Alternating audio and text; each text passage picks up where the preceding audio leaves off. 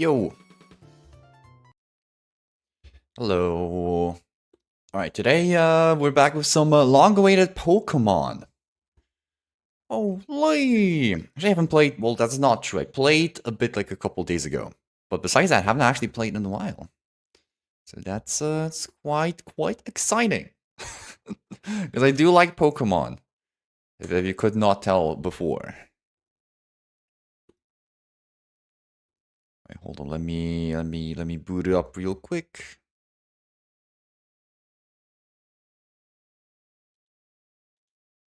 But every time I start my my Switch, I just see the Dust Plus network test, man.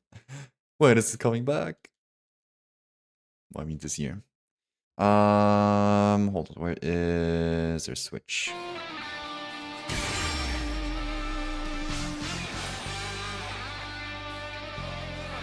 Oh, it's Charizard!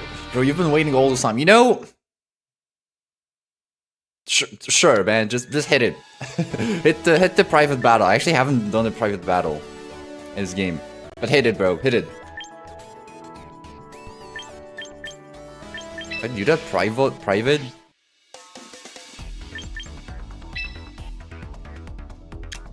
Yeah, you can see I have never done this. Make a room. Wait, not singles, doubles. Sure.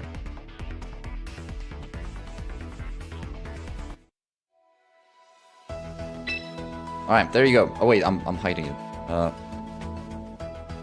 There you go. Quick before I come back.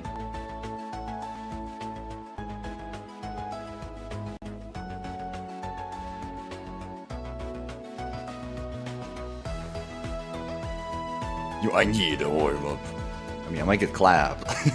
I might get clapped.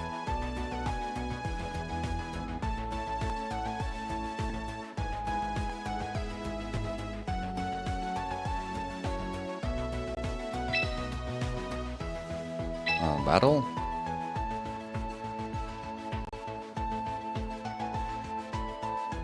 I mean, I guess.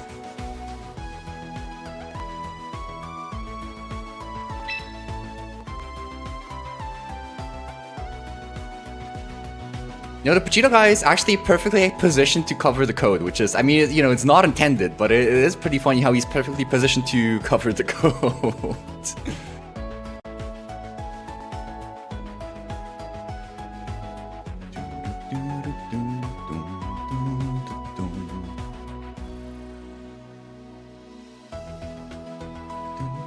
Also, I'm not gonna, you know, like delay or anything. Just like, let's be respectful, you know. Let's not watch the stream if we're battling, you know. Just like let's have some mutual respect here.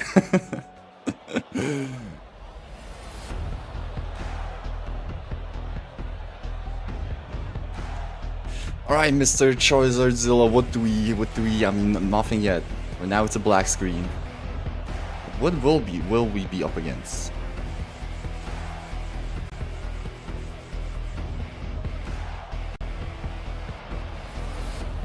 I'm still thinking.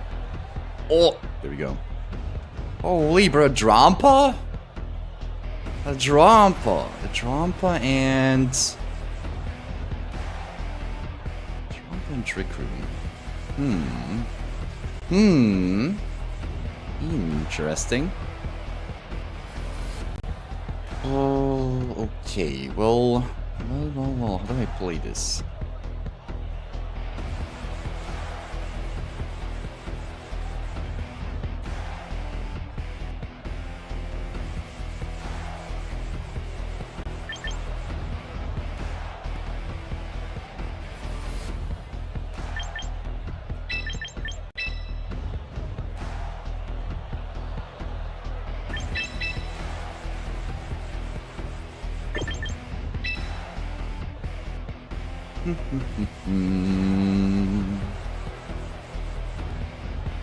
I mean, I don't know. I guess I can share my thoughts, you know. If you're listening, so be it. So be it.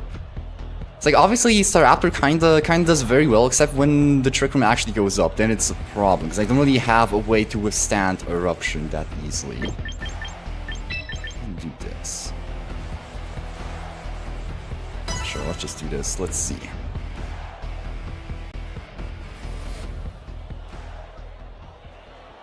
Like, the matchup is fairly okay overall. It's just when Trickle actually goes up, it gets a little bit more difficult.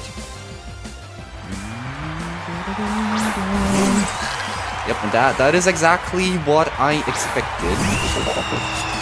Because that is the most problematic thing to go up against. Now, closed team sheets means there's no technically safe play here. There would usually be one. If it's general sets, then there is a safe play here. It's this. I mean, it's not like it's a pretty good play. Just go for it.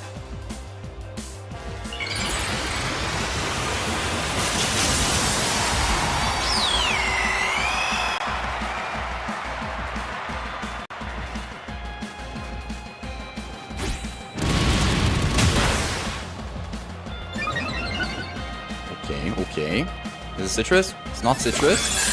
Future Sight? Holy, bro, what is this tag? Okay, it is Colbert. I mean, should still die to Kowtow from 50. There's no way it lives, yeah. I mean, it doesn't really matter. I guess I wasted kind of my attack because... Well, not really wasted, but yeah, I could have attacked the Torkoal. Fissure! Holy! I mean, I respect the hustle. I respect it. I definitely respect it.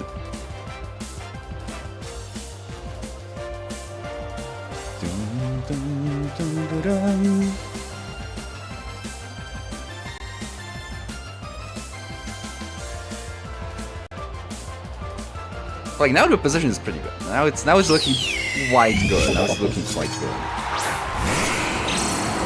Oppa. When does Future Sight actually hit? Like, nobody actually uses it. 2 turns after. Okay, so nothing this turn yet. So let's do a little bit of this.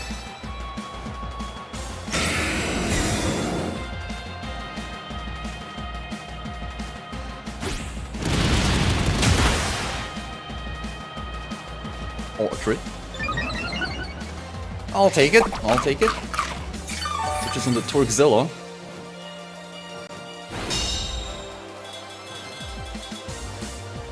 Oh my god, the fissure lands!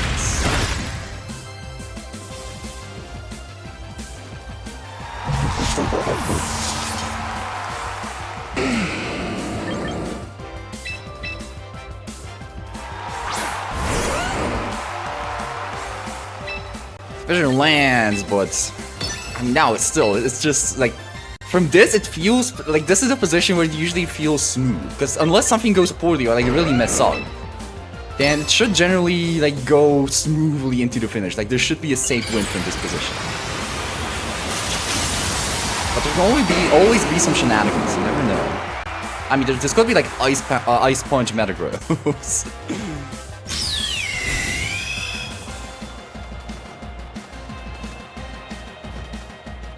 It's slow Metagross, so it's probably bulky. I mean, it definitely lives this. I don't know how bulky this is. I mean, I think most Metagross just live the Earthquake anyway. But it might just be Adamant. Yep, Psychic Fangs. Actually, it does? Oh, it doesn't block it! Dude, I thought Protect blocks it. I mean, that's why I protected to begin with. Well, you learn something new every day, I guess.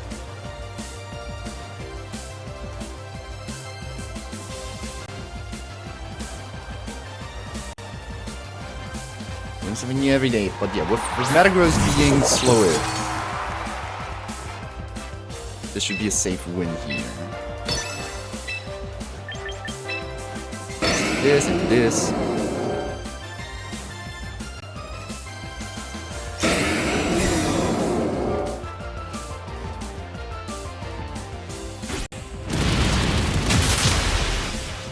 Ooh, it's Sash. I mean, I was thinking either Colbert or Sash, so. It's not like Virgil. Virgil looking Gambit. I like that he's blue. Bring actual team? Okay.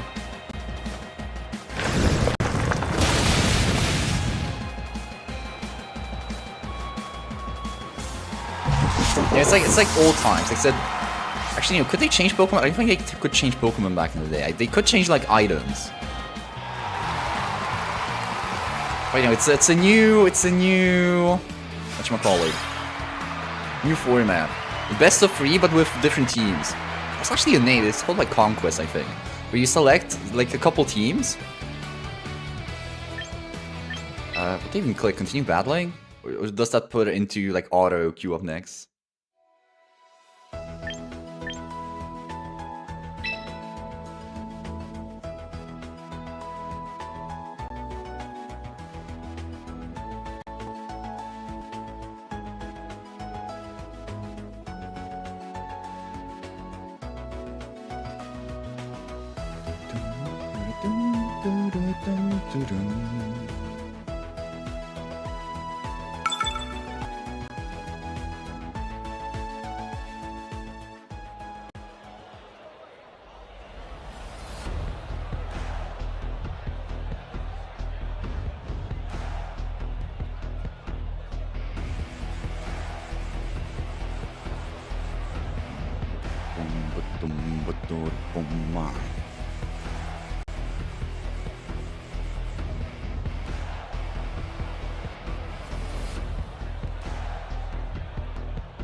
Ooh, oh! I can see the Charizard. You know, the namesake, the namesake. Okay, okay.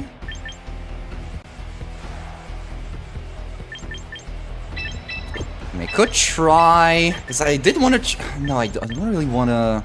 Maybe I do. Because I did want to try actually a new strategy with this team, and it should theoretically work fairly well in here. So I think I'll try to go with it. It should theoretically work quite well.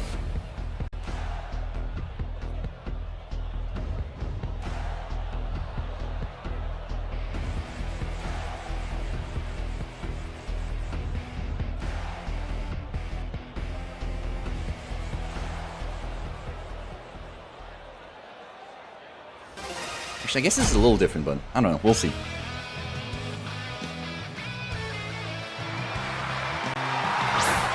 Charlie.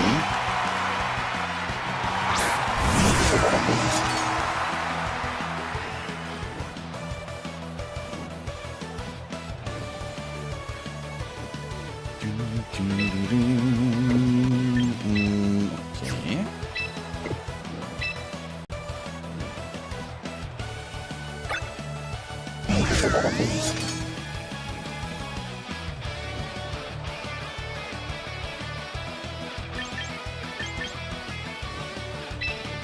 Let's do it like this.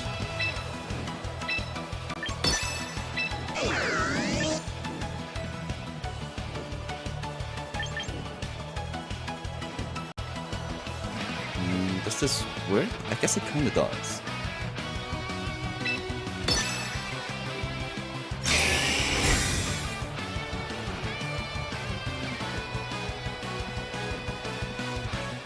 I was thinking of attacking the Garchomp, but I think I live this. I think Kingambit takes this.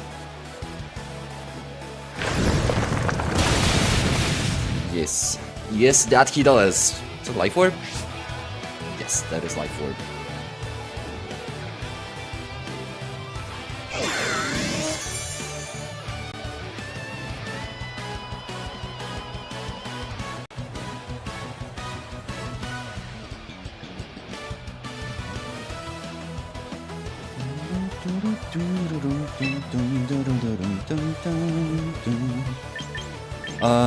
Okay, let's go like this, and let's go. Yeah, let's do this.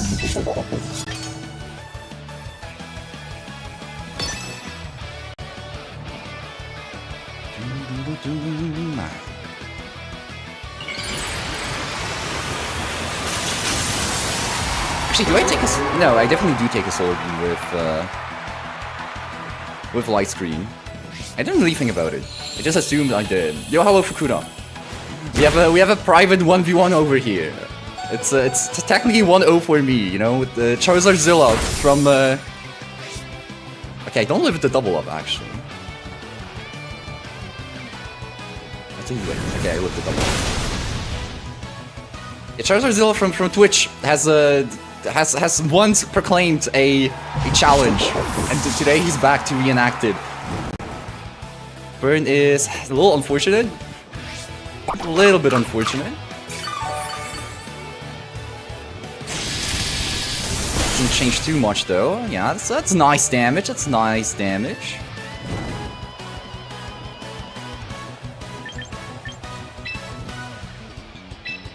Going here.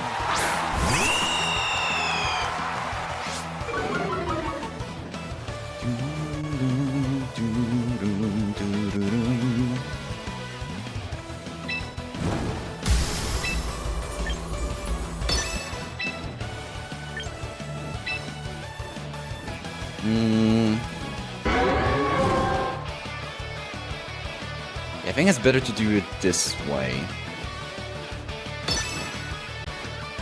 When he gets to take on the King of Blessings and Pokemon? True!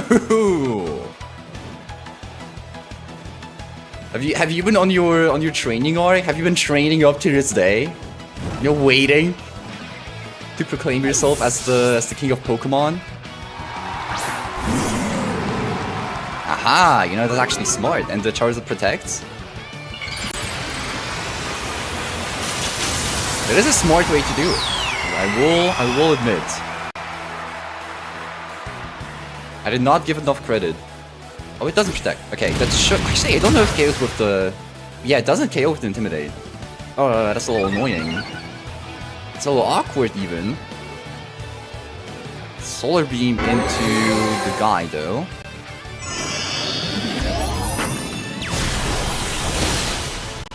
So bye-bye Rotom.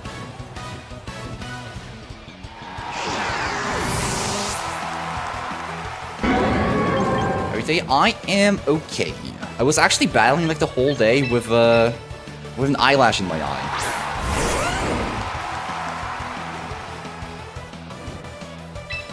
I was just like stuck in there the whole time and I couldn't really find a way to go like to get it out of there. And like 30 minutes before stream, it got to like it actually got on the eye, but that still wasn't the easiest thing to get out there. From that point, okay, don't miss. Korchamp, you're the GOAT. Don't miss.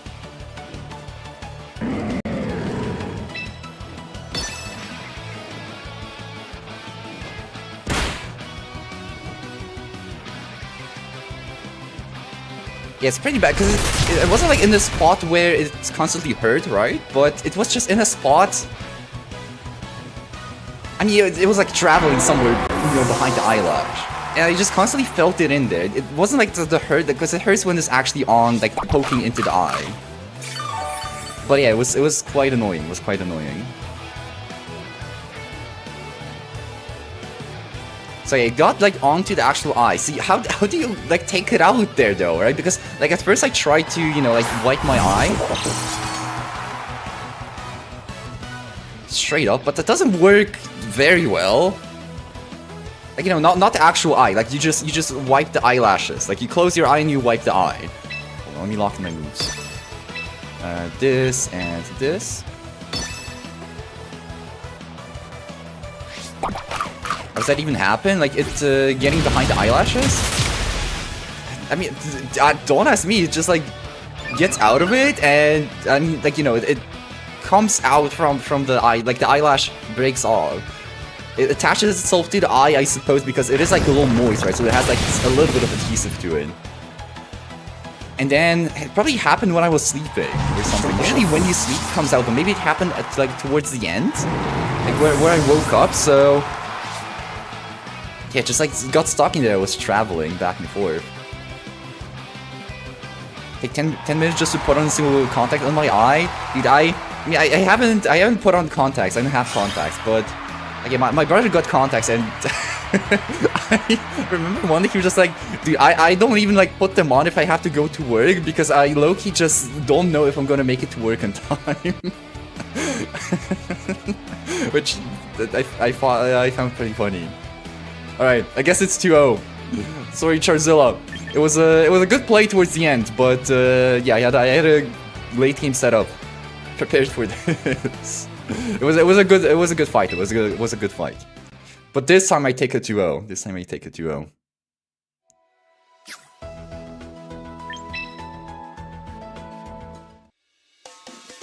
Anyway, yeah, so like the eyelash got onto like the actual eye, right? Like, I was looking into the mirror, it was very much there. And I was thinking like, how do I take it out of there? Then I tried to like move around my eyelash.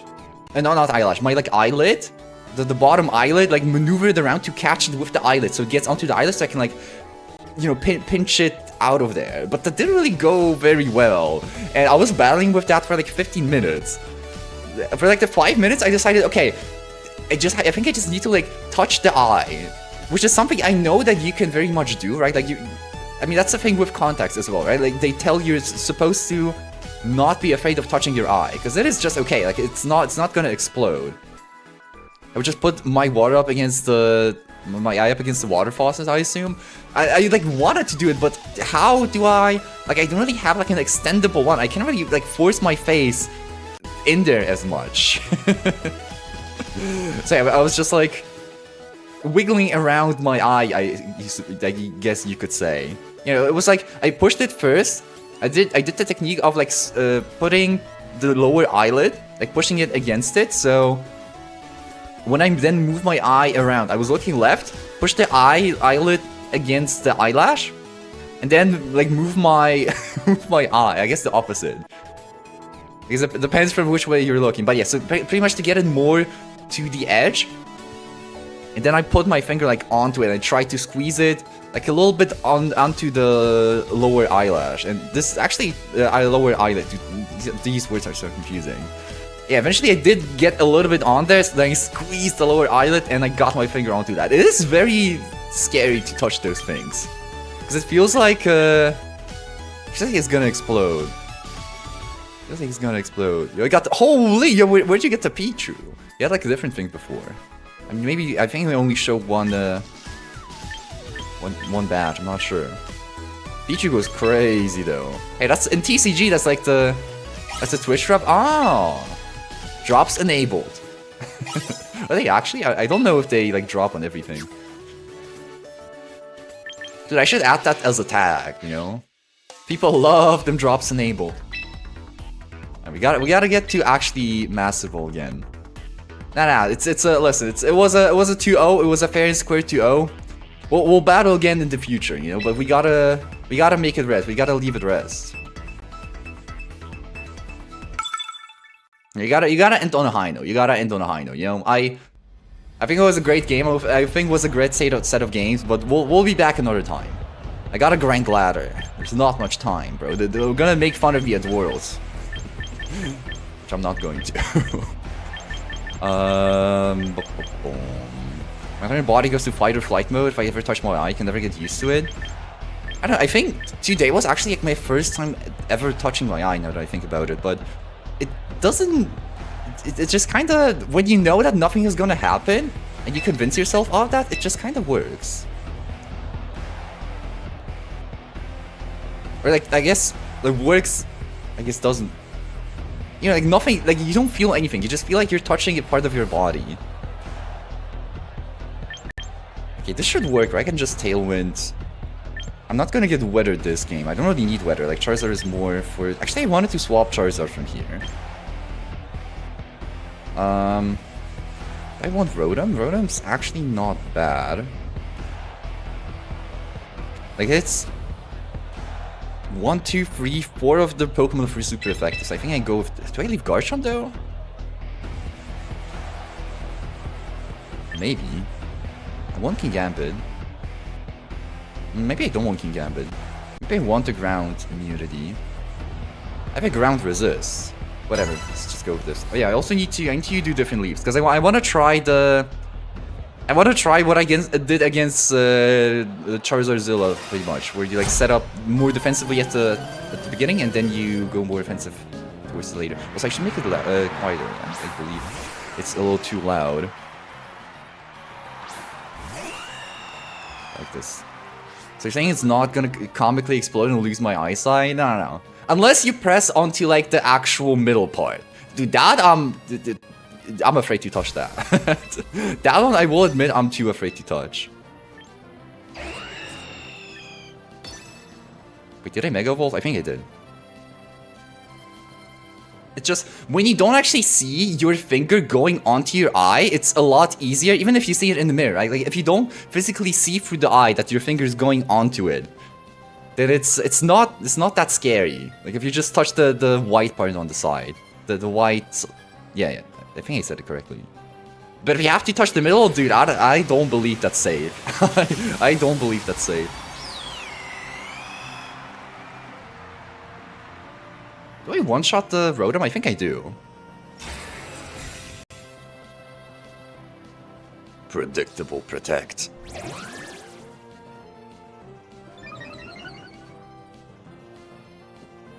Oh my god, it's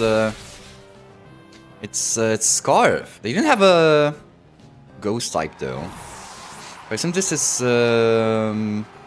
Tyranitar? Well, it dies if it is. Cytastic? No, it's definitely top 1. It's definitely top 1.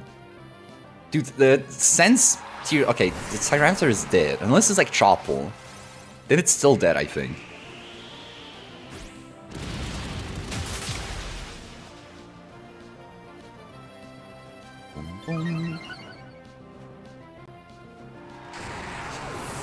Yeah, Sense tier list. Because like top 1 S tier is definitely Sight. Like there's no question about this. Is the game too quiet, by the way, now? Because I think it's fine. I think it should be fine now. Because it was definitely too loud before. Because I was using OBS as a preview to... when I was playing Duskblood. Because there's less delay through OBS. Through the... Okay, this is gonna be... It's gonna go crazy, but I'm gonna... Tailwind and... Actually, no, I'm gonna Protect. Protect here first. And I'm gonna Encore the Excadrill. This is technically safer, right? Yeah, because unless they swap it. They could swap it. They don't swap it. So he's locked into doing nothing pretty much now. And now I'm gonna be able to Tailwind and Roost. So I'm not gonna take too much damage from the Volt Switch because they think, oh, they can just Volt Switch and KO me. Which, from this range, well, with the Sand it would. Because I have one defense buff, but it did a lot. But yeah, I can just do this, and I get the speed advantage. I'm not really threatened by damage, and... I could probably KO the Rotom with one hit. But this is a cool play. Wait. I was like on something. Between the tier list and whatever, it doesn't matter. But yeah, Sight definitely top 1. Smell the lowest or Taste? Let me think about it. I mean, definitely between those two. So you definitely want... Hold on, let's the senses first. Sight, smell, taste, touch, and... What's the last one? Oh yeah, hearing. Like Greninja, but this thing just dies.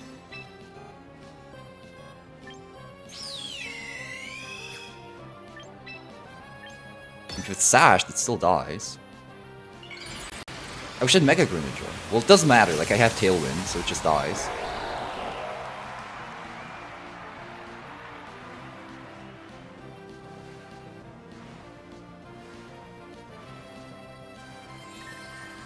I feel like Taste might be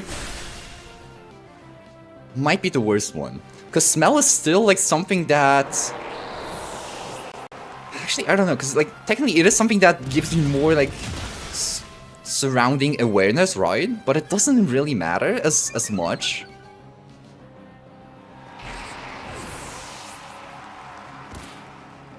Because Taste is very much just for things inside your body. Like, you're not tasting the surroundings.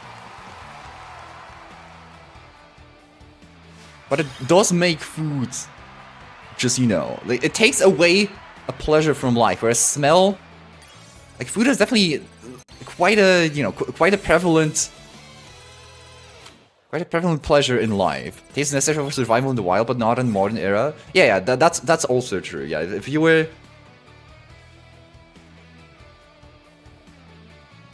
I mean, to be honest, even back in the day... No, because you can like taste like rotten stuff and whatnot, right? So otherwise you would just eat it.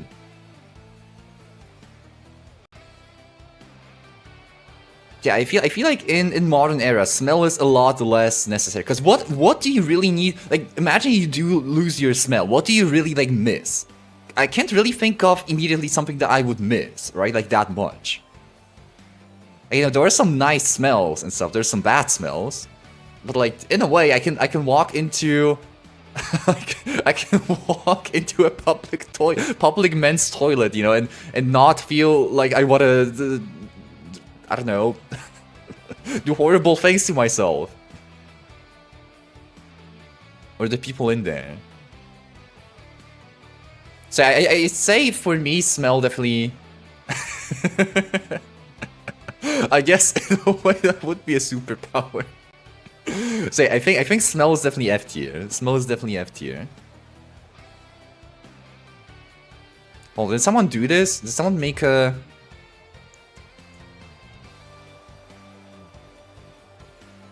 Oh yeah, hold on, I have it on the other monitor. Census tier list. I have to move it like this because I can't see chat otherwise. I can't see chat otherwise. Because my one monitor is taken over by the Switch. Okay, so I mean, eyesight is definitely S tier.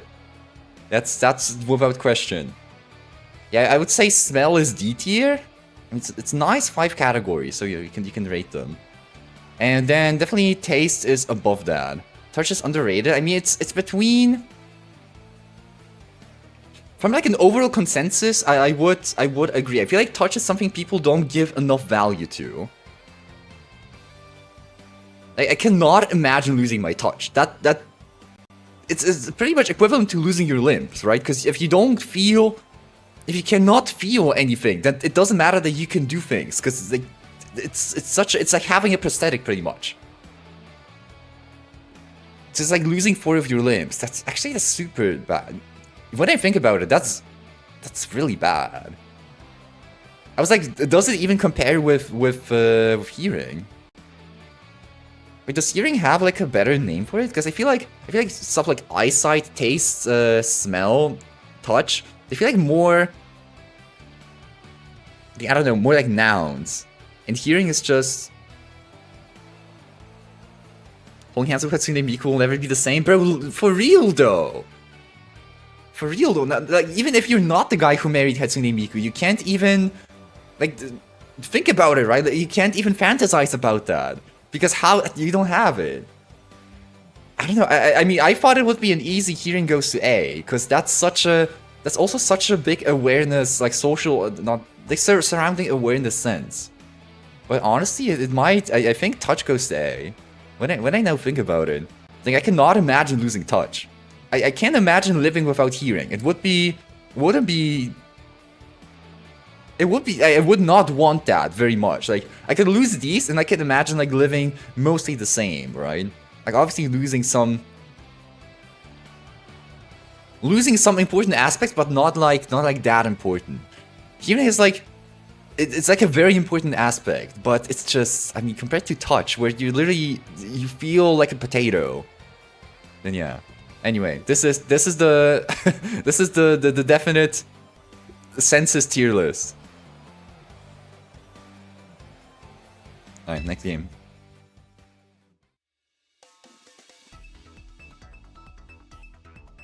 Doo-doo-doo-doo-dum.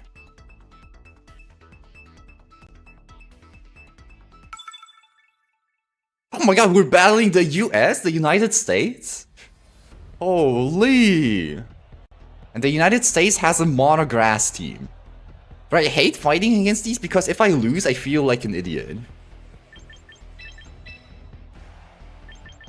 So theoretically, this should be... Actually, I guess it's better to do this. Because here I take recoil, and I don't buff myself. So this is actually not that good. And Rotom is... I mean, that's his only weakness. Do I need to set anything up? I don't think so. I think I just go with this. There's no... I don't think they got Fake Out. I don't know if Meowscarada gets Fake Out. I think it doesn't. Even though it feels like a Pokemon that does. Whatever, let's just go with this. Yeah, this is scary. Because losing to teams like this feels really bad. Let me check, actually.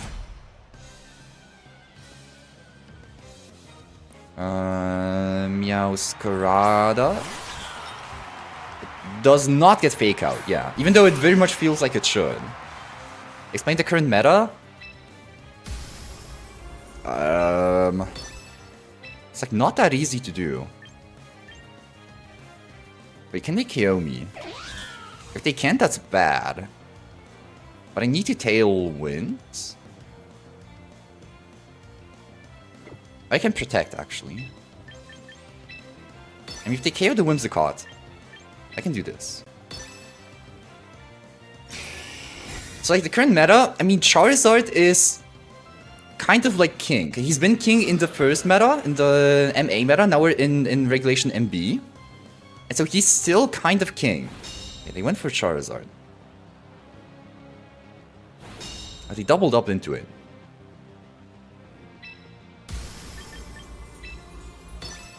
Like this, and let's go like this. But in this meta, even though people mostly like said, oh yeah, nothing's gonna change, because okay, maybe even more background. In the first meta, there was a team, or there is still a team, that people were calling the Big Six. Wasn't Meowscarada the meta? Not really, no. It was good at one point.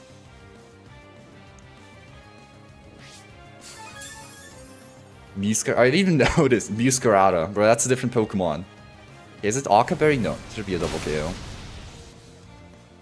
I mean, Meowscarada is pretty good, but it needs a specific, like, low power level to excel. Because it is a fast Pokemon, it has a very good signature move that always crits. It has pretty good attack, it's just very frail, so it needs to be used more of like a... I don't know, anti-Dondozo. It's not even that good because Dondozo is fucking broken, but it's not in the game. Anyway, what I was saying, yeah, there's a team which people were calling the Big Six, which was very controversial because Big Six was a team back in 2013? Back in the X and Y era. It was like X and Y going into... or maybe it was already Sun and Moon. Yeah, anyway, it was back in the day. There was a team called Big Six because literally every single event, every single top placing at an event was taken by the same team pretty much. It was the same 6 Pokemon. Sometimes like one changed around a bit. And now people, because now there is also a team called the Big Six, which is actually kind of similar to what I have right now. There's like 4 of the same Pokemon. It's like Charizard, Kingambit, Sneasler, Basculegion. Actually, did I have Sneasler? I don't remember. It was Whimsicott, something else. Anyway, yeah, the team is very good. Was very good. Dominated most of... oh yeah, and Mega Floette. Dominated most of the MA regulation and is still very good. And people were like, oh, the meta doesn't change now. But actually, there's a lot more Pokemon that have seen relevant. Some anti-meta picks, some more meta picks, a lot more Mega Pokemon, like Mega Staraptor, which I'm using right now, which was like, at first people went like, oh my god, this thing is broken. And every other, like the contrarians went like, no, this is a noob trap, bro. This is a Pokemon for noobs. And so yeah, at first, people were using it, it wasn't seeing much success. And now it started seeing some more success in different like team archetypes. Like Mega Raichu was like the same thing kind of. There's like Mega Pyro is also doing the same. Mega Delphox was always good, but it's still seeing some success. Pretty much like a lot more Pokemon are relevant currently than like people initially thought. Like, people thought it would be more of a stale meta. If you start full-time streaming or at least part-time, would you change your schedule, increase hours? Yes, absolutely. I mean, yeah, like yeah.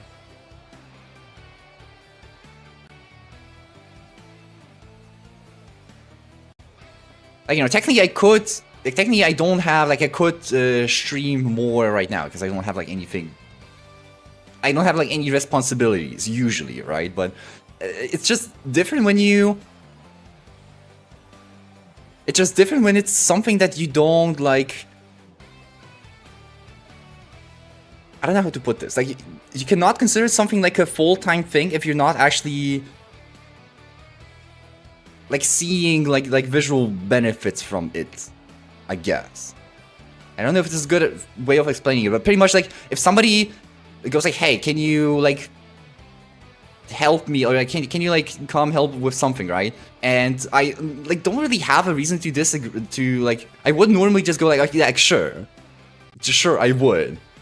But now if I have like hours where I would usually, let's say, stream for 6 hours a day, right? And it would usually cover those hours by like how I know I would align this, and by how I know like my like real world responsibilities sometimes work. Like it would overlap, and it's not something I would feel okay to just say like, okay, I'm not gonna do this because I have some more important things to do, and the more important thing is, you know, streaming, which, you know, I think to myself that is important, but like, how do you explain that to someone else, right? Like, how do you explain to someone else that you can't help them with something that you should be able to do because you're gonna go play video games? Anyway, it's a bit of a dilemma. Even outside of that, like, you know, realistically, you know, I enjoy streaming, but it's not something.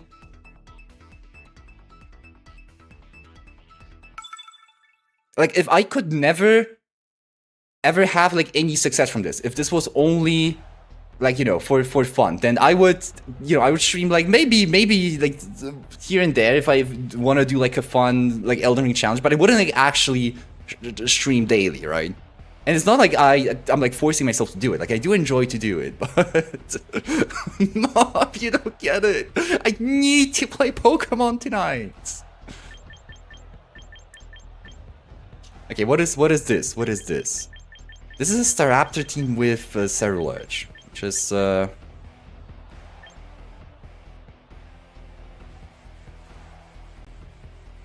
which is which?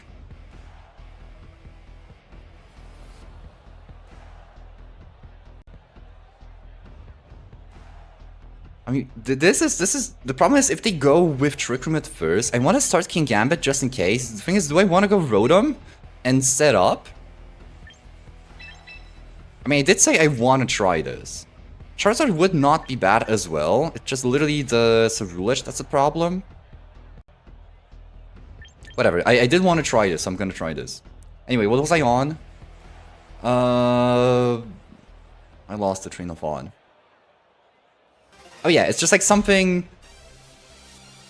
It feels more like a responsibility than like a relaxation thing. I guess. So while I'm not like actually getting any benefits and seeing any benefits, I would not like to overcommit to it, because I would not like to burn myself out before I even get started. I guess it's the most like abbreviated way to put it. Okay, they did go with this lead. So I can immediately burn the Garchomp. I could technically protect. They want to get Trick Room. I don't know their item. This is the problem with closed team sheet, because there would be an optimal play to do here if I knew what item they have. But because I don't actually know what play I'm supposed to do. Maybe I'm gonna burn their Trick Room turns. Oh my god. I'm not gonna... Dude, oh my god, I didn't get it in time. I hate how slow this game is sometimes. Well, okay, this is a horrible turn one though. This might actually just like be losing. Well, actually I think they timed out as well. So, I mean, at least nothing lost. At least nothing lost. I might even hit the Farigiraf. It's random targeting now. So I do get something, at least. Sure, I don't want to get a high school career in tech, but... High career in tech, high school career in tech. High career in tech, but I'm taking things slow and not programming all day because I'll go insane. I do want to, yeah, that makes more sense. Yeah, so it's something like that, right? But there's a different sense to it when you're doing it like professionally for some benefits. Like there's a different incentive.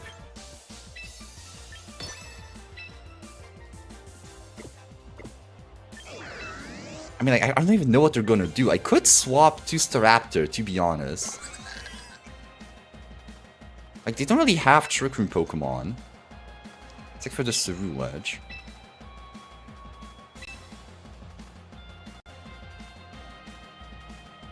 If they go for, like, Rock Slide, I mean, that would be an insane play. But I can't do this. So hopefully they go for Earth. Wait, but how? Actually, no, what do they even do? I don't really see what they want to do here. They have like kind of an awkward position. They go for Rock Slide. It's not that much damage. But yeah, I could have stayed in.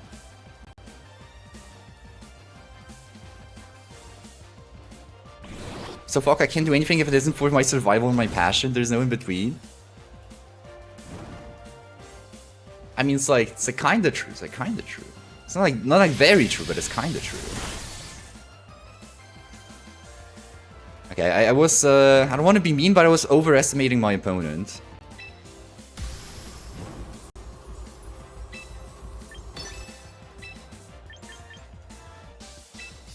Let's get buffed. I mean, the Garchamp's gonna do piss poor damage. I don't know. My day just kinda. I mean, what's my average day? The average day during, you know, the recent times. What have I done today? Actually, today like kinda passed by. No offense, but full offense. This is gonna tickle.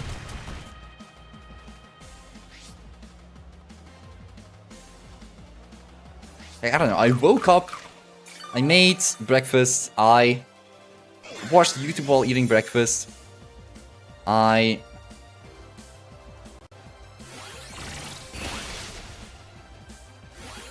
that's a little annoying. I was actually watching some graphic tutorials. I've always like had an interest in like video editing and graphics, but now that I started like, you know, having actually like do YouTube and have like more opportunities to do it, I really like learning about it. It's one of those things where, you know, you need to find a reason to do it. Like with video editing, I liked editing for like I've been editing for pretty much since grade school. I was making videos in grade school. Hold on, I'm not thinking what to do.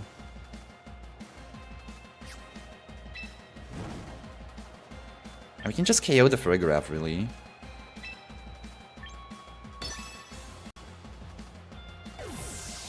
Whatever they swap in. Oh, well that's a great swap in. So yeah, what was I saying? Yeah, like something like that. I liked doing that for a long time. I just never really had a reason. Like, yeah, I was doing like some anime meme videos here and there, but then I kind of didn't have any ideas for a while. I just forgot about it, and yeah, it's just nice to have a reason to do the things you like. Which, like with programming, for example, I don't like hate programming. I kind of like programming actually. It's kind of the same thing where usually I just don't like have anything I want to do. Like I was programming a game for my friend for his birthday once, right? And you know, that was like a week-long endeavor, and it was really fun. It was genuinely just really fun. Dude, obviously, you know, I did have some AI support. It was like completely freely me, but still, it was. It was just fun to do. Like I did, you know, I learned a lot during that time. I learned a lot more probably during that week than during like my time in college. It was just a reason to do something which, at that point, didn't even like, it wouldn't say like light, but you know, it's something I kind of enjoyed in the moment because I see an end goal. Oh shit, I forgot he has that.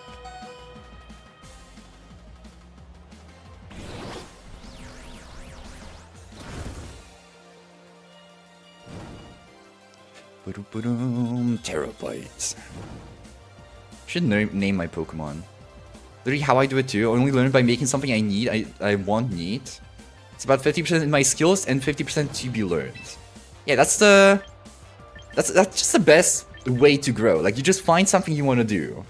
It's, again, with programming, for example, like it's the thing where you learn the basics, right? And then after the basics, there's like no actual intermediate step. Like, you can't really find like, okay, now you went through the tutorial for the beginner stuff, now you have an intermediate level tutorial. There's like not really something like that. Like, people brand it like this, but realistically, you learn the basics and then you need to, oh my god, anti-locking my moves. And then you need to do something.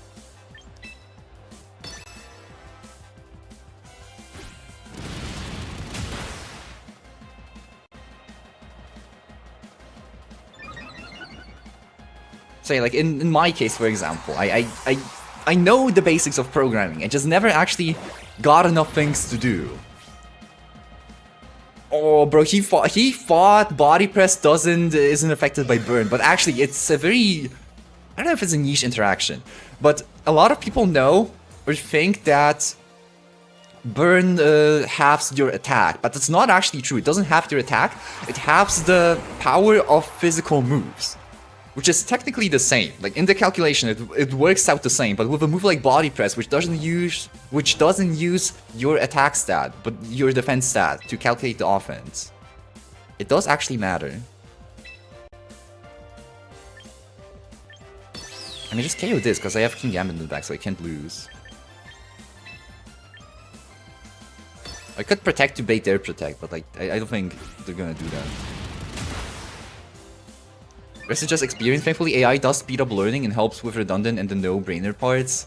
I agree, but I also, in a way, I mean, okay, this is all like how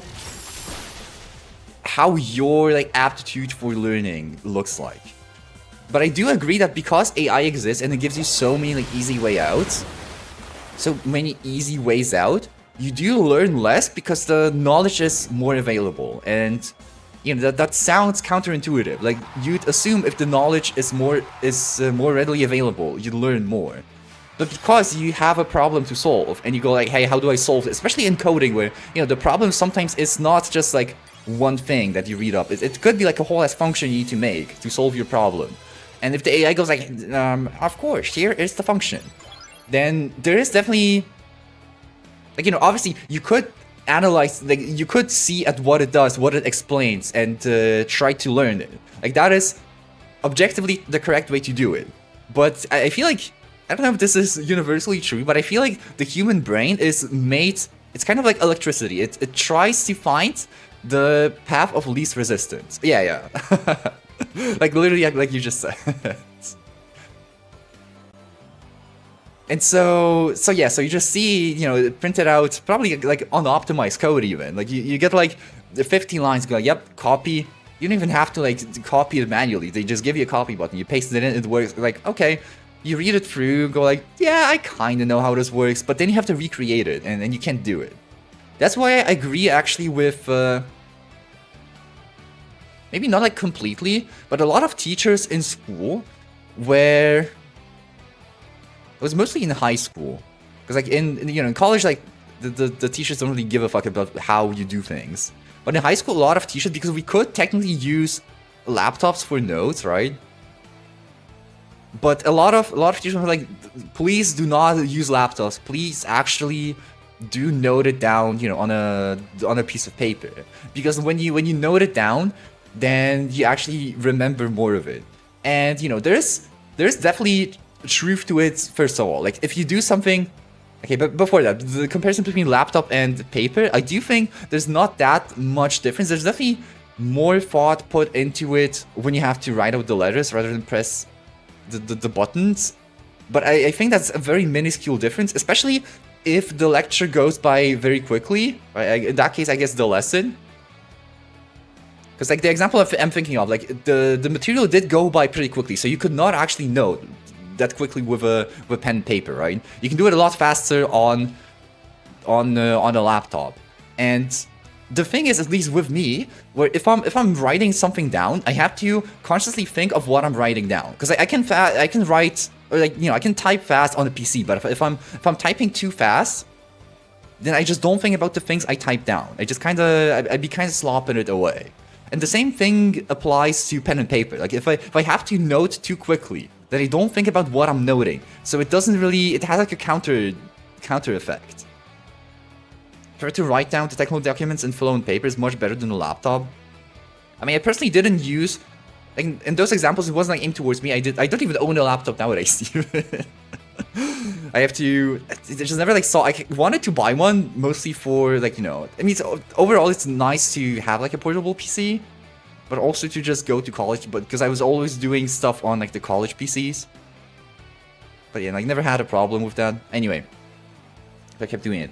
But yeah, like you have to constantly think about what you're writing down. This is the thing. Alright, next game. We're making it to Master Ball today.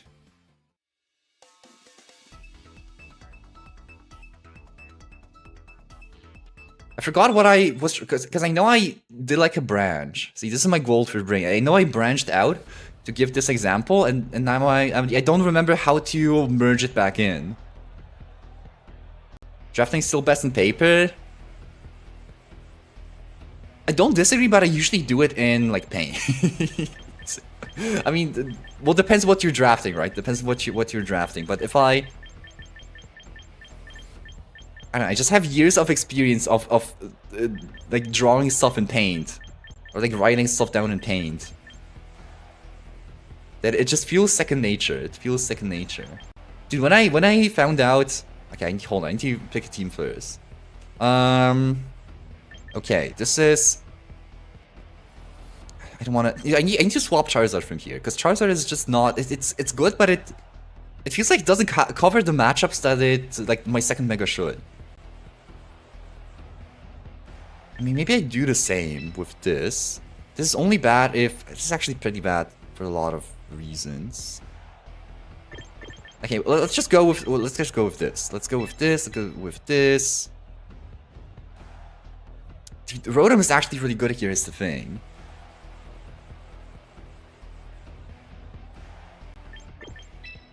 Let's do it like this.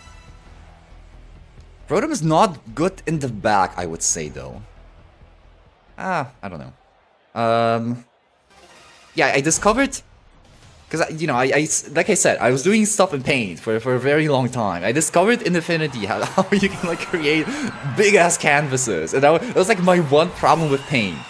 And, you know, obviously, you have a lot more tools to, like, erase stuff and move it around. But it was always so annoying because I ran out of canvas in Paint, and I have to manually resize it. And you know, resizing in Paint, you take like the corner and you drag it a little bit, and then a little bit, and then a little bit. You just keep dragging it like this. Okay. What do they do? This could be Mega Aerodactyl. If it's Mega Aerodactyl, it's not gonna be great. I think I want to get Tailwind up first.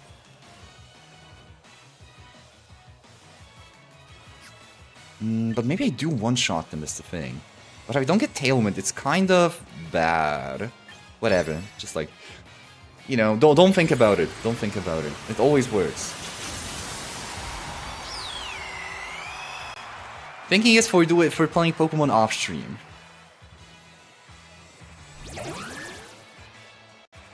They didn't Mega, so they probably went for Tailwind.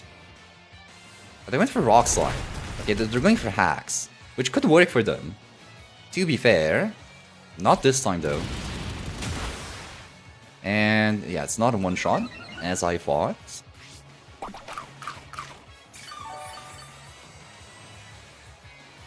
And they give me a speed boost. They do actually a lot of damage. They actually do a lot of damage. Okay, so technically I don't need to have... Probably gonna be Sash.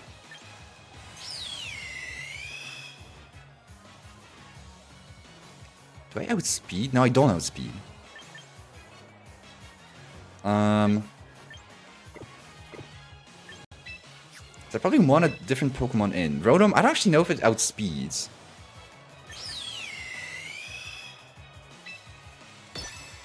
I'm gonna go for Roost and Charm again. How's their back looking? Gonna Roost an Encore. And I want them to KO my Whimsicott. Okay. Yeah, I want them to KO my Whimsicott here. Which, if they go for this Icy Wind, I don't know if they would, though. They probably want the damage. I don't know. I don't know what they'll do. They do go for it again. So yeah, I won't be taking much damage, because I did Roost, which takes away your flying type for the turn, which is something that, like, never... I mean, it does come up a lot, but Roost is not, like, used that often. Like, the healing moves are not used that often in VGC. So it's a cool interaction to use. Okay, I think I leave Kingambit for... I actually don't like... It kind of has a bad matchup to everything in the back. Maybe I don't take it out. If I need something to outspeed the... I don't even know if Rotom outspeeds. What's the speed? 118. Okay, it definitely does. Kingambit definitely doesn't.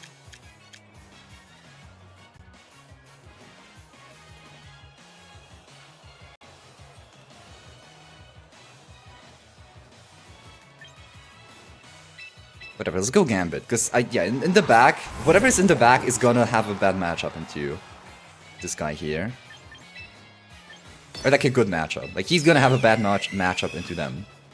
And let's do like this. This should KO the Milotic. Aerodactyl's probably Sash, I would assume.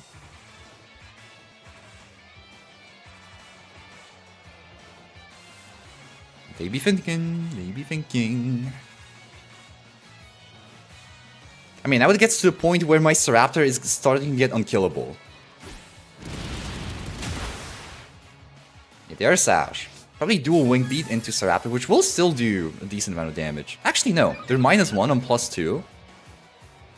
It should tickle. But they went for Tailwind. Okay, that's, I guess, smart.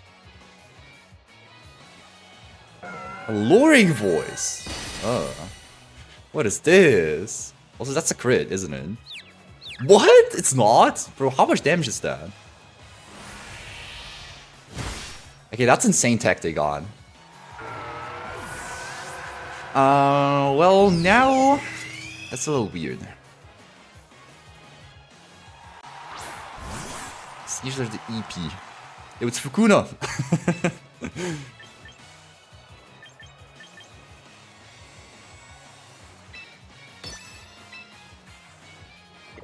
+2, right? Like, I don't think they can KO me. With the Aerodactyl. I'm gonna try to Roost. And I'm gonna try to Sucker Punch. Actually, if I kill both of their Pokemon here, then I do just win.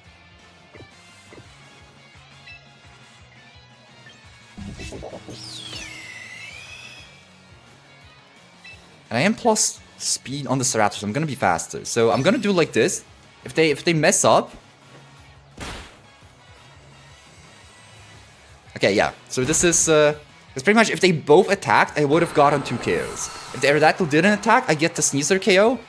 And you know, they never like do Aerodactyl not attack and Sneasler fake out, because that gets them nowhere. So Goda exists as an NPC in games. True.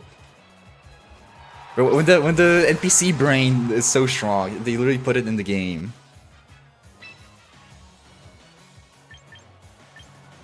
Okay, but that didn't count for the... Does it count for a Confusion turn? I don't know, actually. I don't know if I don't get to attack, if it counts for a Confusion turn. I have Rotom in the back, so my Rotom wins against their Rotom, like always. So I just need to get rid of the Sneasler. I literally just need to get rid of the Sneasler. Unless I miss. Hit? Okay. Okay. Yeah, that's GG's.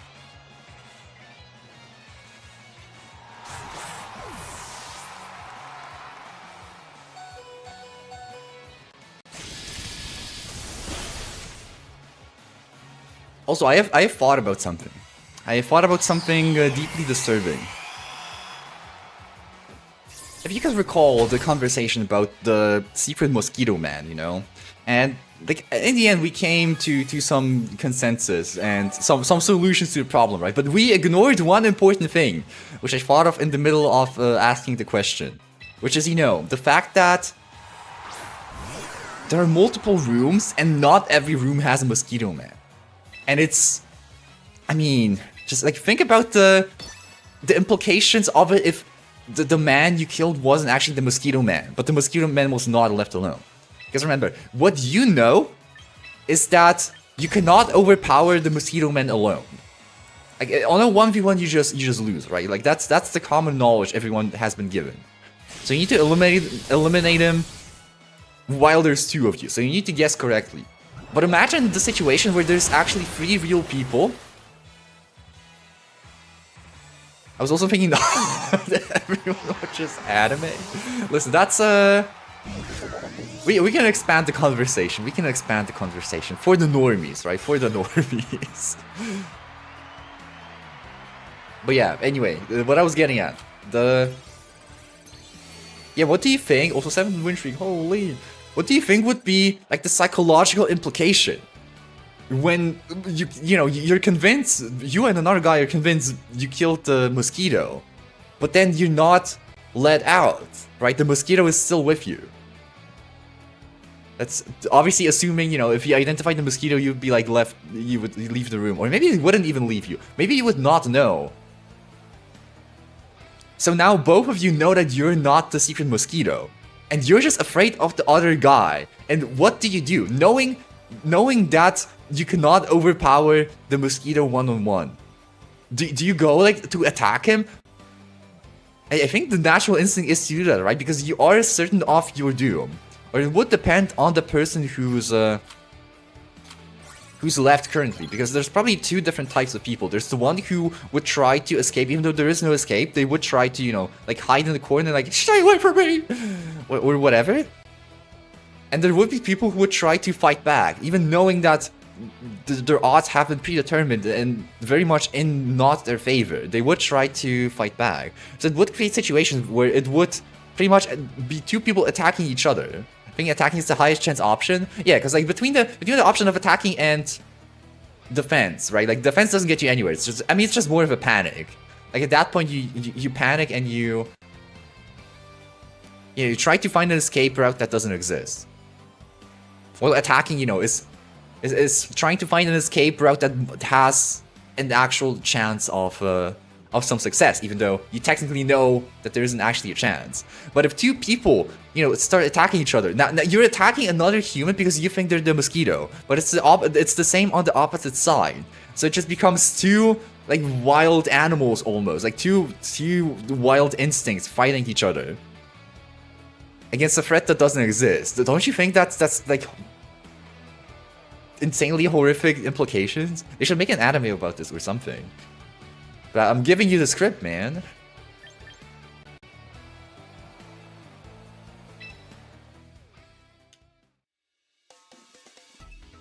See, I think there's a lot of psychological design in this. There's a lot of psychological depth.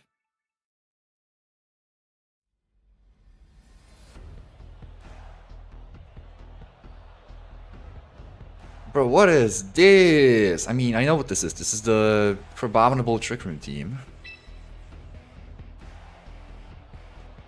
And I don't really have a way of stopping Trick Room. So I could go with this. Actually, no, I don't think I want to go with this. I think I want Zard in the back.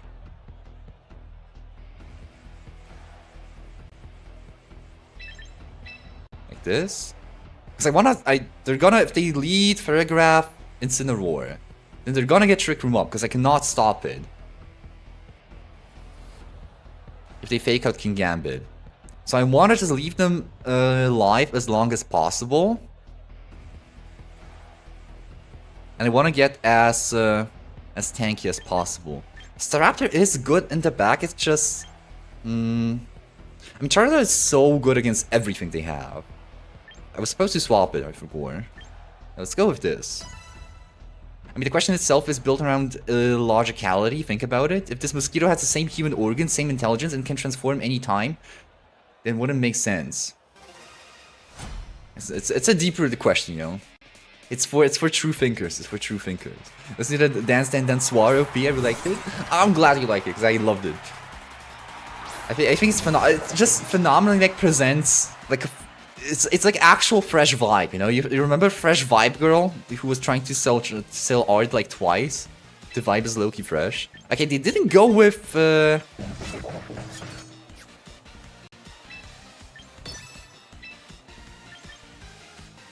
They didn't go with Incineroar. So now again, the question is, if they have Colbur Berry, then I can't stop Chiricroom either.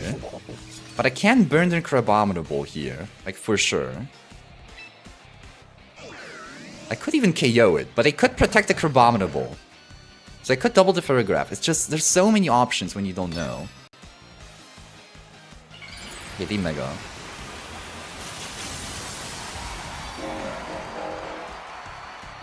The ending is also very good.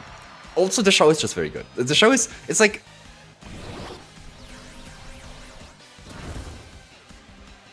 Sorry, I was thinking about the game. You know, like the classic like sports anime where there's like a common goal, right? And it's about ballet. It's not like really a sport, but it's... Oh my god, it lived! Bro, Farig lived the Kowtow. Dynamic Punch. I think I lived... Oh! I definitely lived this. Okay, now I have to stall the Trick Room. It's like the sports anime, but there's like actual drama. Like it's more, it feels more like a drama with sports anime elements than a sports anime with drama put onto it. And that's like the best kind of, you know, sports anime and whatnot. Like it generally just feels so natural put into it. I highly recommend the show.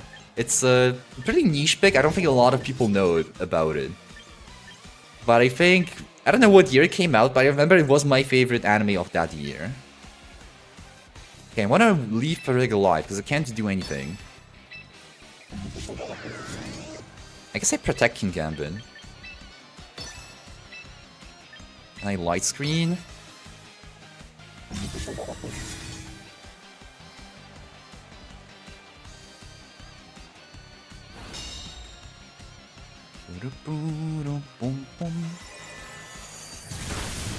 Psyshock actually does a bit of damage.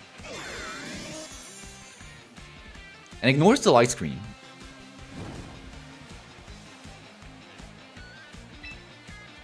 Okay, well they have to hit the Dynamic Punch, so it's 50%, then 30%. So it's, what, 15% overall that I don't get a hit.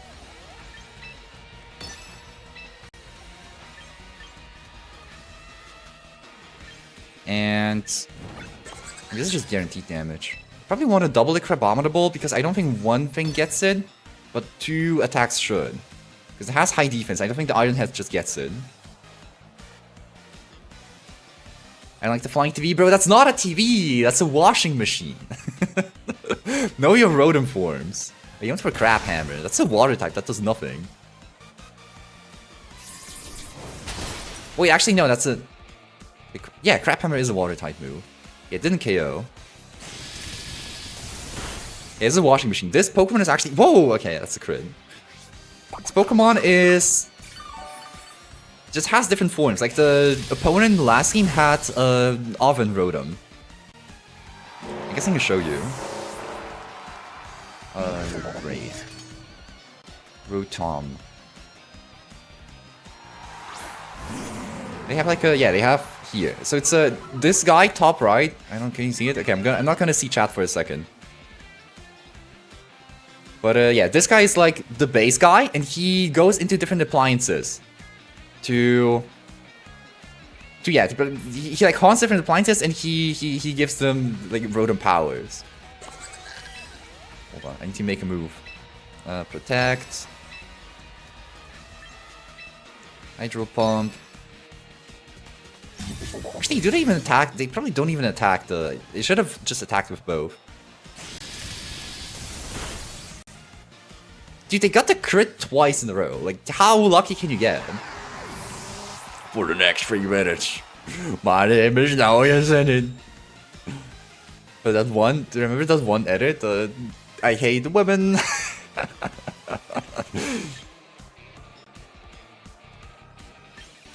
let's just go Garchomp.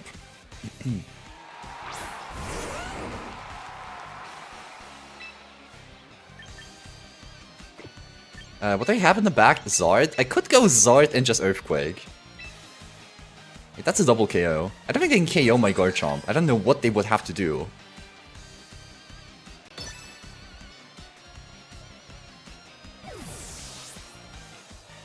Probably not a good play. Yeah, anyway. Yeah, he goes in different appliances and it changes their type.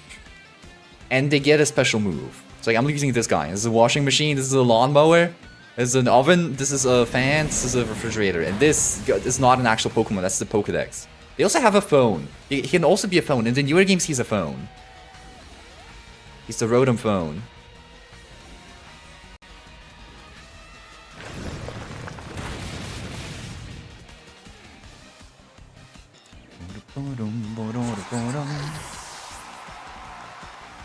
Can't believe I remember that, bro. Why wouldn't you remember that?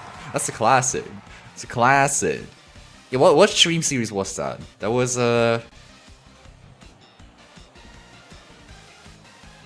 it? I think it was Frame Mogging. I think it was Frame Mogging.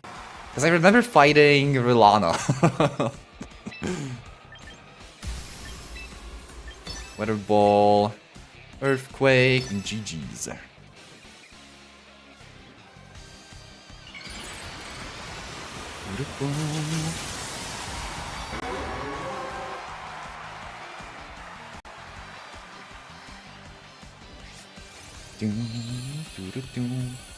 But I got like a pop-up in chat, watch this stream to like get drops. But like, you know, it's in my chat, which I find pretty funny.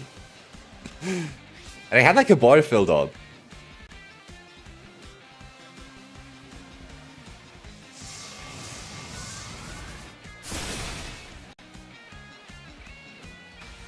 But it's like Big Pharma. What drops? I think it might be the Pichu. I think it might be like the Pichu badge that Charizilla showed off earlier.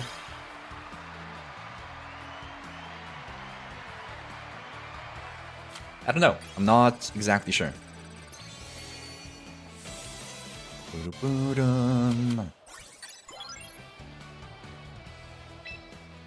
8 win streak, holy!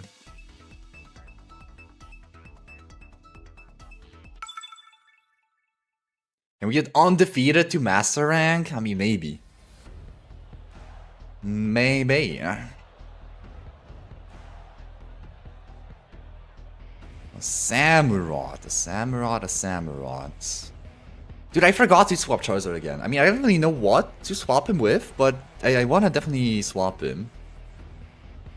You notice how almost everyone in politics talks and argues like children? Dude, it's not even politics. It's just like when you want to like get something done as a grown-up, the person like as an adult, you just have to go back. I mean, like, you know, as a child, people will be telling you, hold on, let me lock in my Pokemon first. I probably want to go with Staraptor. Zord is kind of too threatened by a lot of things. I don't know if I want to start with it though. This is another one where I'd rather keep it in the back and set up more defensively at first.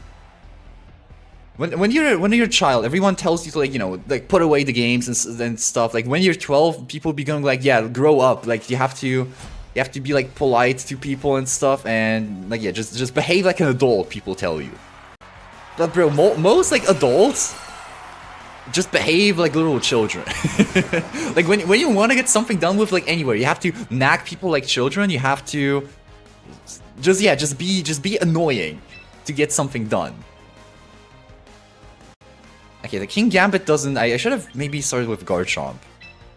King Gambit doesn't really inspire confidence here. And I think that bleeds into politics, where people just... Like, I mean, every time I see, like, politicians on TV, where they have, like, debates, it's just people screaming on top of each other.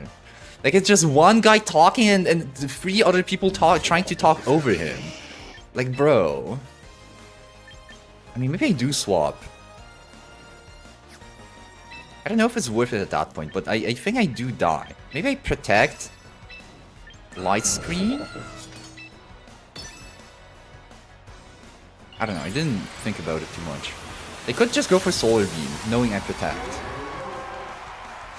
I think I just want damage on the Charizard. Like, I want damage down so that I can get my Staraptor in more safely. I need to stall their Tailwind as well. Should get almost all adults revert back to childlike behavior when pressed.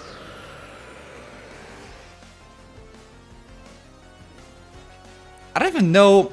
Oh yeah, they did go for Solar Beam. So yeah, this is the worst play I could have done. This loses me like all momentum, which I didn't even have. Like, this doesn't build any. I was trying to build some momentum, and I'm not gonna do any of that.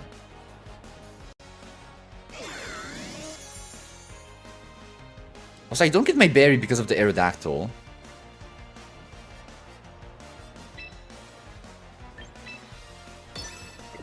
Yeah, this sucks. This kinda sucks. I can't do anything here. I think I might lose this one.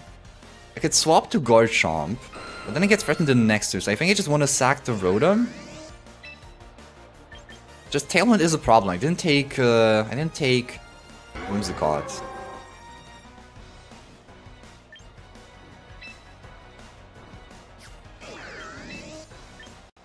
Let's do this.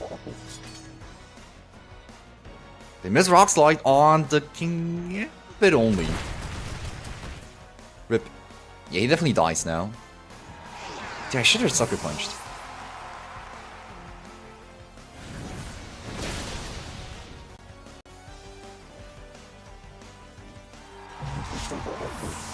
Won't be able to own a home till 50, watching the politicians. I'll look at these left degenerates, they want to turn everyone gay and lesbian.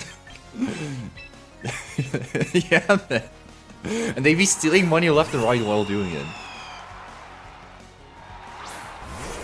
Actually, I do like genuinely wonder because, you know, people be saying like, oh, politicians steal money, and obviously, you know, some of them do. But I wonder how many politicians actually are like on the money stealing grind, you could say. How many people actually abuse the system? Okay, I don't know if I live a double up, but they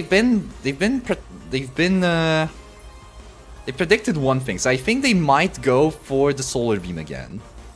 I could protect the Garchomp thinking that, because I don't know if even if I get this play, I don't know if I can get back into the game. So I have 2 turns of Tailwind, so I need to KO the Garchomp next turn, or the Aerodactyl, whatever. I can try to KO it here, and I can try to protect next turn.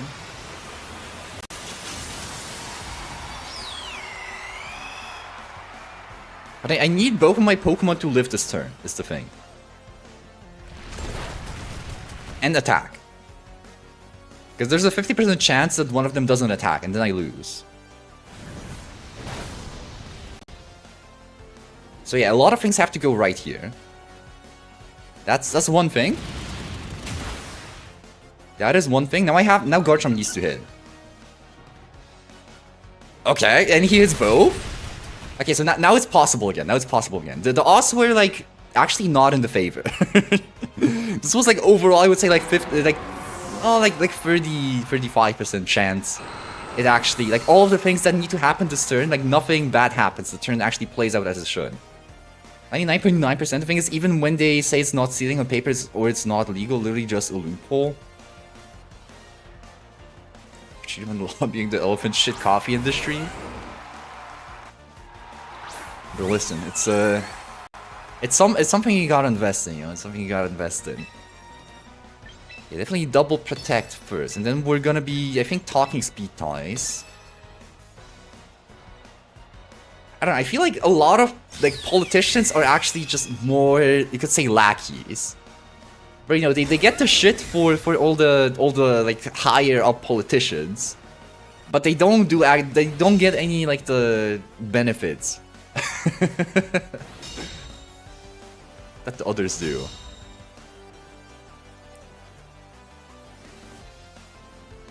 I'm just wondering how, like, where's like the on the ladder? Where's like the missing step, right? Where's the jump? Of course, there are corporal lackeys. Okay, hold on. How do we do this? I think I need to. I win against the Garchomp. Staraptor wins against the Garchomp if I get an Earthquake. So I need to Earthquake and I need to close combat. And I need to win this P-tie. I don't think I KO this... Actually, I might just KO the Sylveon with Brave Bird. But then I think die to the Garchomp if they go for like... Okay, I'm gonna play another 50-50. If I get the 50-50, I should win.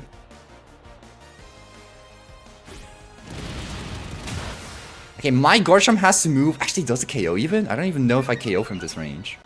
My Garchomp has to move next. Fuck. But the wind throw is Staraptor, I lived this. Actually, so they messed up, This has to KO though.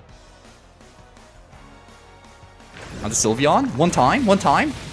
Fuck! Okay, I think I lose. I mean, I definitely lose. This is Hyper Voice. Dude! Yeah, I should have gone for Brave Bird. Well, then it still would have been 50-50. To be fair, it would have still been a 50-50. This was, I think, the correct play. Just got a lower damage roll.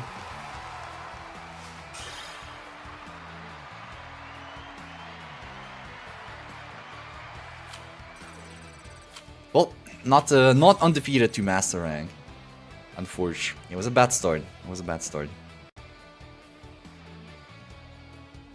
Yeah, what I wanted to say, there was a funny, well, you know, not funny for the guy, but there was like a young politician we had in Poland.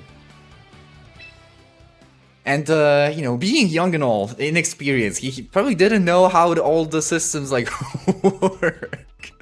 Now, what systems, you might be asking? So, hold on, do you need, like, back? I don't even know, like, all of the background behind it. I shouldn't have queued up a game.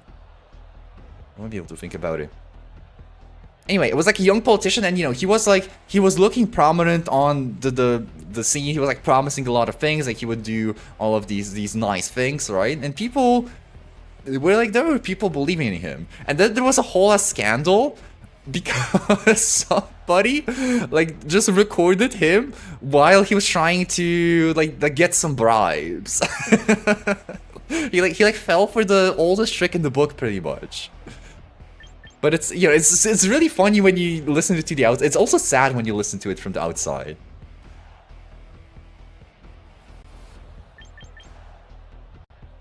Okay, they have... This is definitely a Charizard game. They have the Zoroark, so they probably want to start with Zoroark. I definitely want Kingambit, probably in the back though. I don't think I want to set it up first.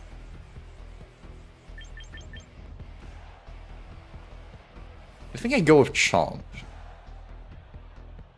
I think I want Whimsicott, this and this. I mean, Rotom kind of walls a lot of what they have. It doesn't do much damage back, but it kind of walls. Let's go with this. Let's just go with this.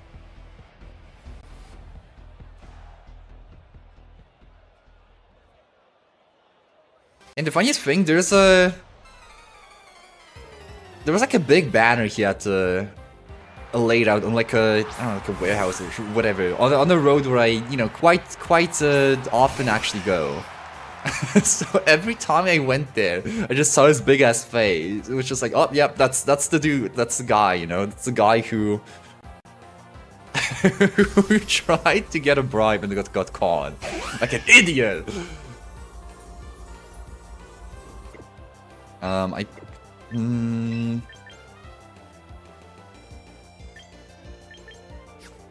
want Charizard in, but I don't want it. Actually, it doesn't matter if it gets faked down. It doesn't really matter. I can just get a Heat Wave. Charm doesn't help because I need my Whimsicott alive. So I think I Heat Wave Tailwind.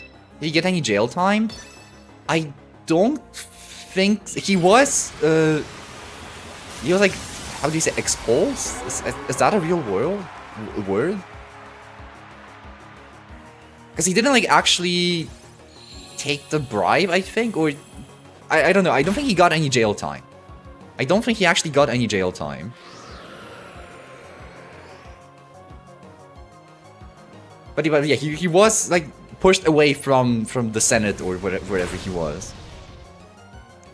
And they didn't have Sash. That's actually not very good. I would have wanted the Whimsicott to stay alive. Because now they get a Pokemon in that can threaten my Charizard. Like the Frostlass. And they can go for Blizzard, which hurts here, but they wouldn't go... This is a good swap, actually. And I can Encore the Sneasler, so... Next turn, I pretty much have a free turn to attack into the slot. Unless they swap the Sneasler, that would be a great play on their end.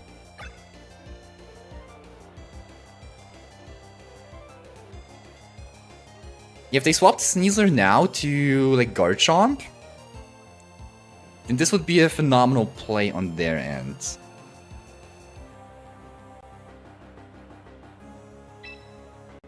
I'm gonna go for it anyway. Okay, they don't swap, they don't swap. I mean, literally, bro, the Sneasler in my box is called Fukuna.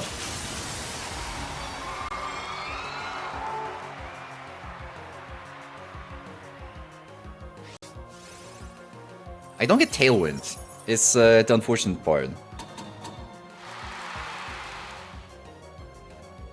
But I get Momentum. I get the Venom Momentum.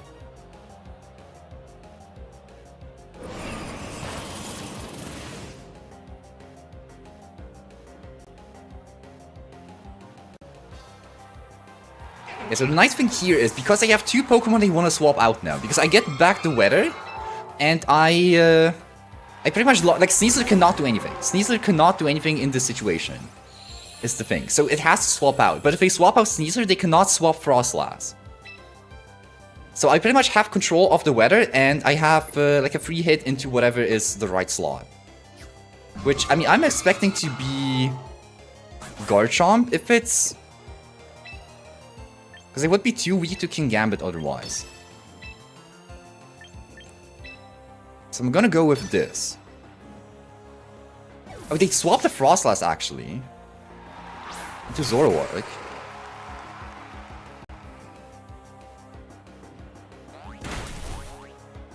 Okay, so... I KO'd the Zoroark, now they have one Pokemon left. I pretty much win. I mean, the... Yeah, no, that was a horrible play on their end. I mean, it was kind of like a, you know, it was a position where they don't really have a good play.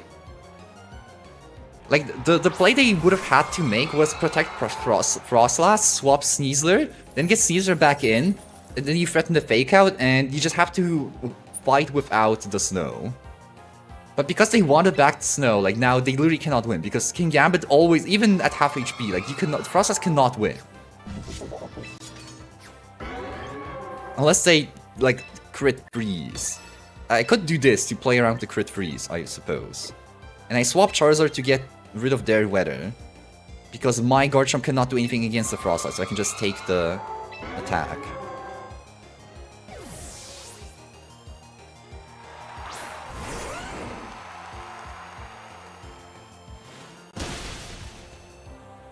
Actually, I don't know why I... Can they KO me with anything? Draining Kiss? I mean, that doesn't do anything. I was like thinking, can they do anything that can KO my Kingambit? But I guess they literally can't.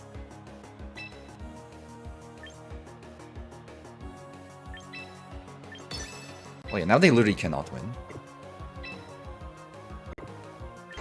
This, and get rid of the Snow so they don't get the 50% Snow defense buff.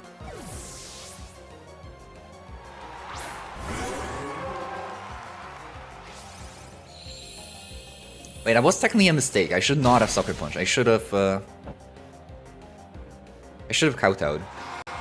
Because I was like, oh, technically they could freeze me, then I don't get an attack into them. Which I guess could have happened. I don't know, maybe it was okay. Maybe it was okay. It's like the micro adjustments, you know? It doesn't really matter in this situation, but it could matter at some point in the future. That's why Pokemon is so lovely. Alright, go next.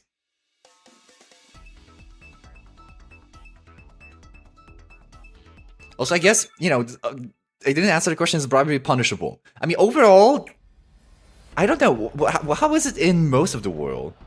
I mean, it is depending on, you know, the situation, of course. But I think in, like, politics, like, politicians and stuff, I don't think you actually go to jail. Like, you definitely lose you know, your rights as a politician. I don't know if you actually go to unless you actually like, you know, have like records of taking big bribes. But if it's just like you're being offered a bribe and you say like yes, and they go like, oh, look at him, he took like 10 bucks or something. I don't know if there's actually like any punishment for something like that. If dude, the diplomatic immunity is actually bullshit. Does it actually work for this? I don't think it's. I mean, you're stripped of your like rights as a politician. So I don't know if it would. I don't know if it would work in oh my god, I'm losing words. In a situation like this. And hold on, how do I want to play this? I mean, their only trick room setter is the dude. Yeah, Volcarona. Volcarona is scary. Staraptor doesn't do much here, unfortunately. I could get Intimidate, though.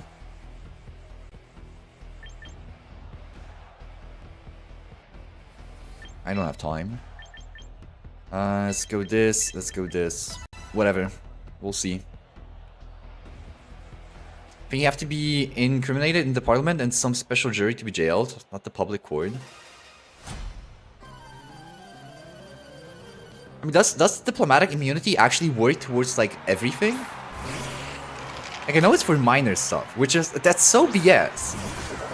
Like, I understand the idea of it, right? That, like, politicians are supposed to be...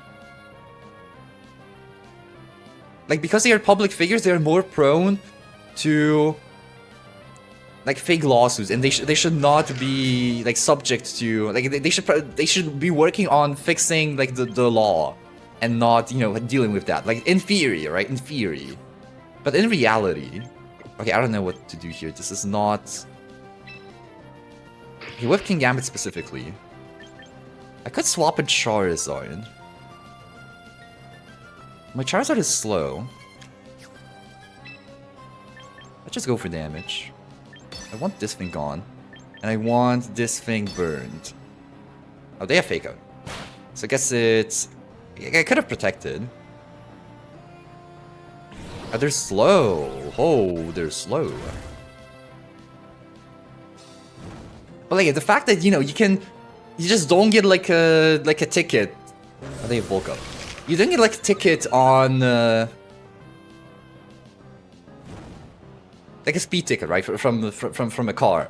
From speeding in a car because you're a politician. That's so fucking BS. Like, what do you mean, bro? Play by the same rules. Like, I understand you are supposed to be the one that determines the future of the country, but like, play by the same rules, bro.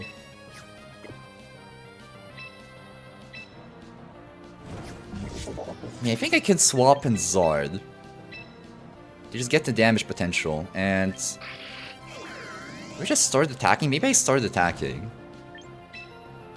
Does it get damage under the Annihilate? They probably have Citrus Berry. Here's the thing, they are a group of people who know what they do under the table. If they punish one or themselves hard, it would be bad for them in the long run. Oh, they have Encore. That's not great.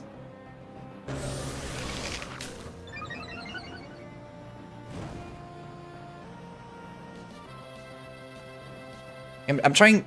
I have trouble assigning the day to groups.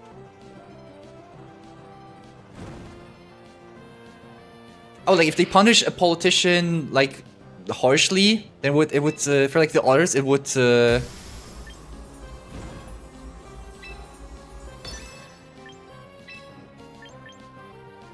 Like be harmful in the long run. Is that what I'm understanding correctly? Okay, I need to get out of here. With Rotom. I can probably just go Garchomp. I'm not really threatened much. Oh wait, no, I should have gone to... Because if they have Mawile, they definitely have Mawile in the back. So I wanted to bait the Intimidate.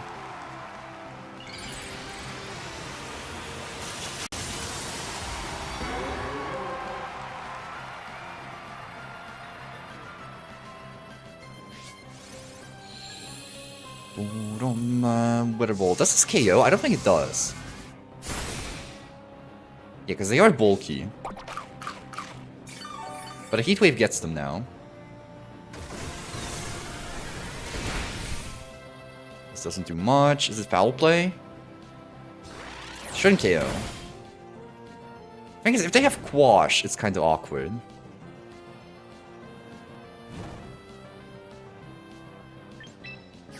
They definitely should have swapped in King Gambit here, because if they have Mawile, I really want King Gambit on the field. But now it's like awkward to what, swap back? I would assume in the back is Mawile Volcarona.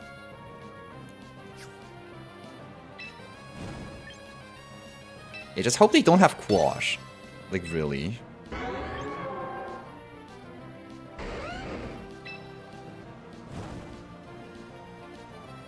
Because I don't KO the... I don't think I KO the Sableye with one attack.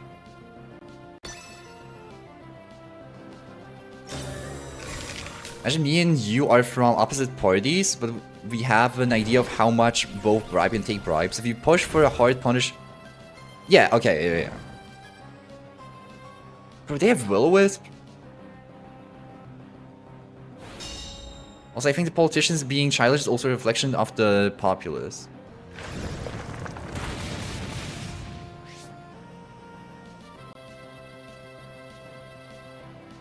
I mean... Maybe, I don't know, like, why do you just... Like, I understand why you scream over the other people, because, like, you know, you want to show that you are, like, more dominant, right? Like, it's kind of like... overpowering someone, but, like... If I'm watching... I guess you're right in that sense, because if I'm watching... I don't want to, like, put myself on a pedestal, but if I'm watching these people... I would just want to hear what they have to say, right? Like, what's the point of a debate if I can't understand anyone because they're just screaming the whole time? Okay, messed up. I really should have swapped here.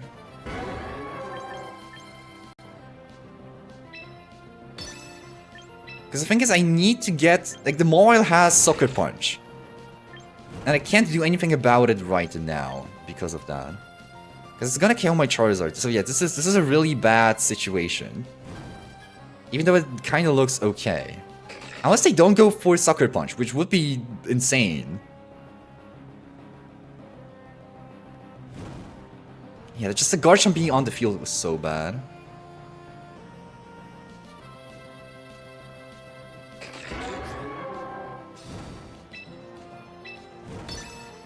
I don't know. I didn't think about it in time.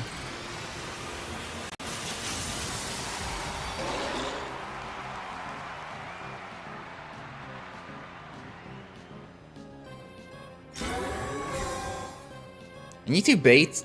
I mean, they're gonna want to KO the Charizard. Yeah. I don't KO the Nile. They might Drain Punch. It's not gonna do too much to the Garchomp. They're gonna hit themselves as well. It's okay damage to the Mawile. And now I need to swap the Charizard because I need to get rid of the Mawile before I bring it back in. It doesn't do too much. They're gonna take as much damage as they heal.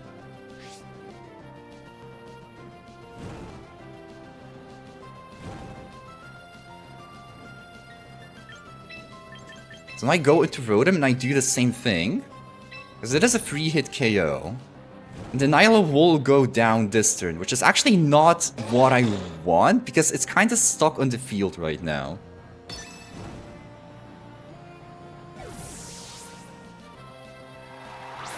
And if it's Volcarona in the back, then if the Annihilate goes down, which it will, then it could Quiver Dance, which puts me in a bad position. It basically makes Charizard useless.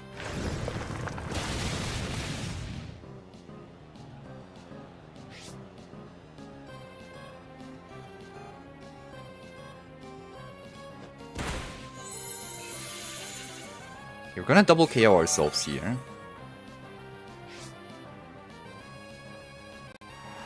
Someone has to tell these ranking politicians to save some gay sex for the rest of us. Bro, true! It's what I've been saying. Actually, oh, the Annihilate doesn't die. Which is actually good. Hold on, who do I send out?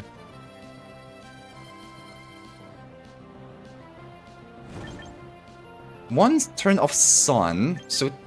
But do I want to give the Sun for them, is the thing. Because whatever's in the back... Yeah, let's go Kingambit.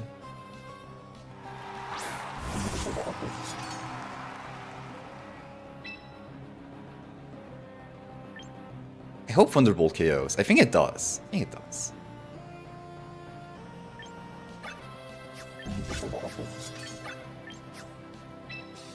I mean, I think it does. I think it does. I Sucker Punch the Annihilate just so it doesn't do any shenanigans.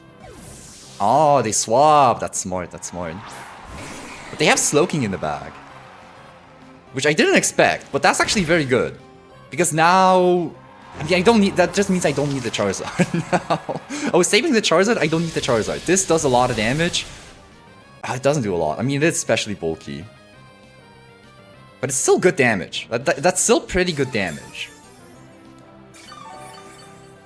So now my Kingambit is the king. Like literally, he is the king. Yeah, I have to protect. I guess the prince. They call it the protect the prince. I think strategy, or is it protect the king? I think it's like the same thing. So my Kingambit is not really threatened by anything.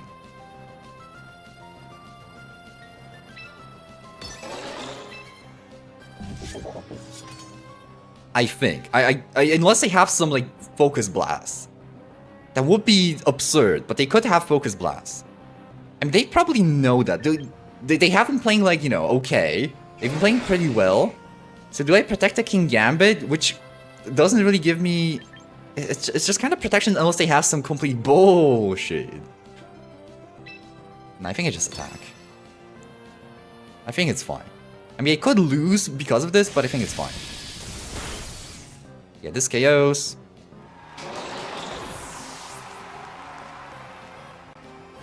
This KOs. Huge.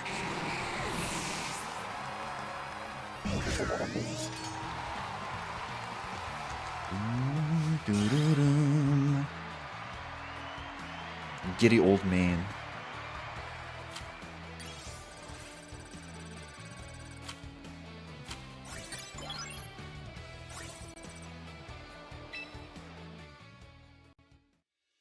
It takes a while to get back to Master Rank. It was like, actually, did like the two games, the private games, count towards the win streak? I don't know if they do. I mean, I would assume they don't, but like usually I got to Master Rank in like, you know, 11 wins.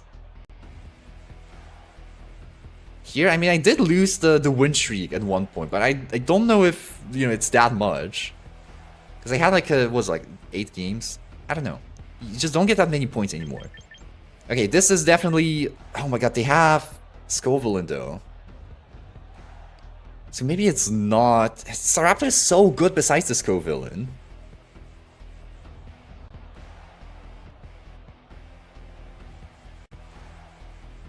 But yeah, Scovillain is a big problem.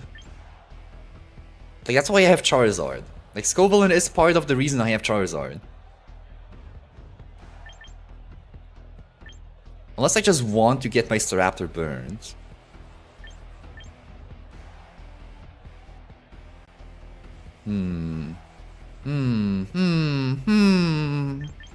It's like, otherwise Staraptor kinda goated. Now, I think I need to go with the Charizard route. I could take it in the back. If they lead Sand.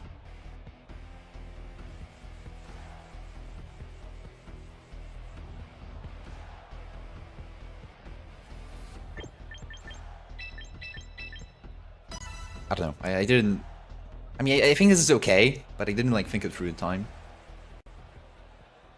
Because this gives me more options if they lead Sand.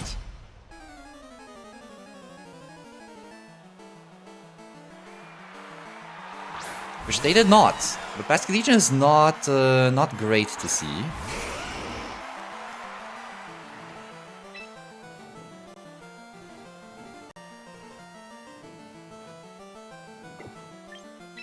So they probably want to flip turn on my Charizard and go into their Sand mode. I could swap into Rotom, and I could Earthquake. That would hit the Tyranitar, presumably coming in. It wouldn't hit the Corviknight, but that's why I saved the Charizard for later.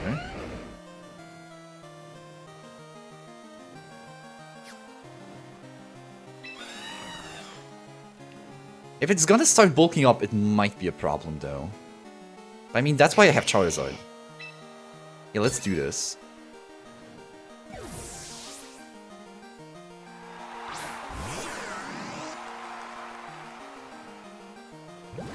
Oh, they went into the Garchomp, which is actually not bad because they take the Rough Skin. They are Scarf also. So good to know.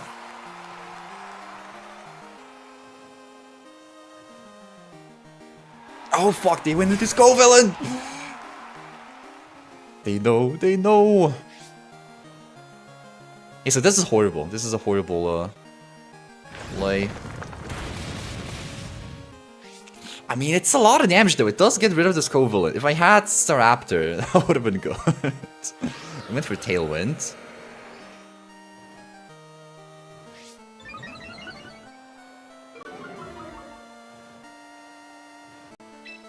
Can they kill the Garchomp? I don't know if they can. I don't think one of their Pokemon can, and I can get oh yeah, wait, they swapped to Scovillain, but they're not Mega Scovillain, so you don't get burnt yet. Okay, never mind, this is pretty good. Okay, I can Rock Slide. I do risk missing, but I do get damage on the Corviknight at least, and I can I'm gonna be slower, so I don't get a flinch.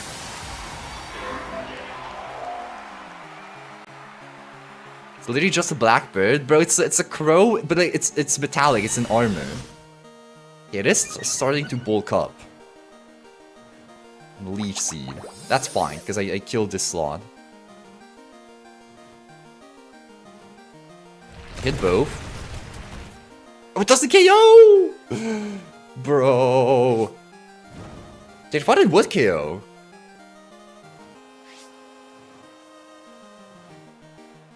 Well, that's pretty bad. But that's pretty good. That's even better, actually. Corviknight is actually a cool bird. It has cool lore as well. It has like a cool relationship with another Pokemon called Tinkaton. So Tinkaton is like a big let me pull it up real quick. He is like a small little fairy guy. Very gal with a big ass hammer. And it's like the lore is so Corviknight is in Gen 8, in the Generation 8 games. It's like a taxi, right? People use it as like a taxi. Okay, hold on. Let me just think it through real quick. I think I go Zard here, and I may just go for it again. I'm gonna be faster than Corviknight, so I could get a... I don't think I KO from this range with Rock Slide, though. I could get a flinch. Oh, they swap. They swap. They swap. Dude, oh my god, I could have gone for Earthquake. I was thinking about it. I need Protect.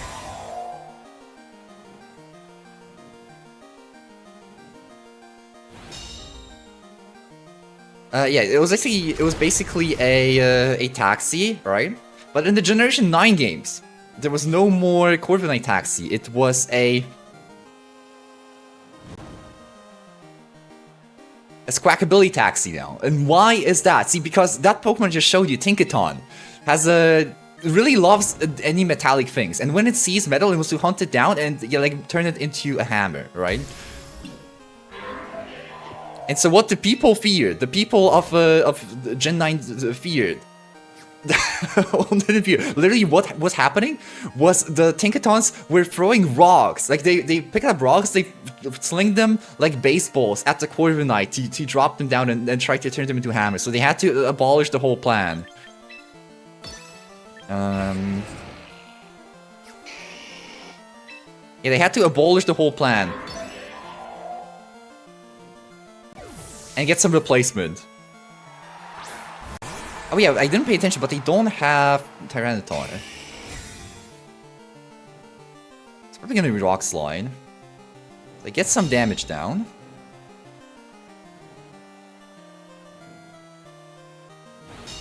I mean, as long as Tailwind ends here.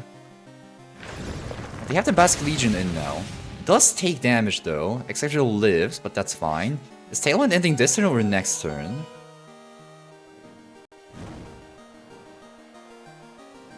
It's this turn. Okay, so I think I live anything from the Basque Legion, actually. I think I should be able to live anything from the Basque... Yo, Jiro, hello. I think I should be able to live anything from the Basque Legion. I'm not certain, though.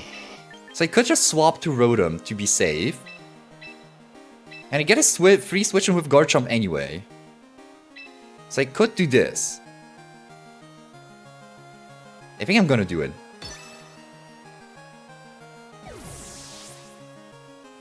You said you were studying computers? That is correct. Also, this is... Oh, hold on. This is a meta call, but did you change your avatar ever so slightly? Because it wasn't cached in, it had to load in. That worried me for a second. Did you like zoom in on the blue bear ever so slightly? Okay, this is an insane call. I want a PC. What should I know before buying? That it's a horrible time to buy a PC currently. But also it is, if you really do want a PC, then it's not gonna get much better anytime soon. So what do you... I mean, we'd have to go through like the whole thing. The short thing is you wanna ideally look at used parts because they're more manageable. What did they send in? Scovillain? Yes. I can go Zard. I will be fast. Actually, I might not be. My Zard is not that fast.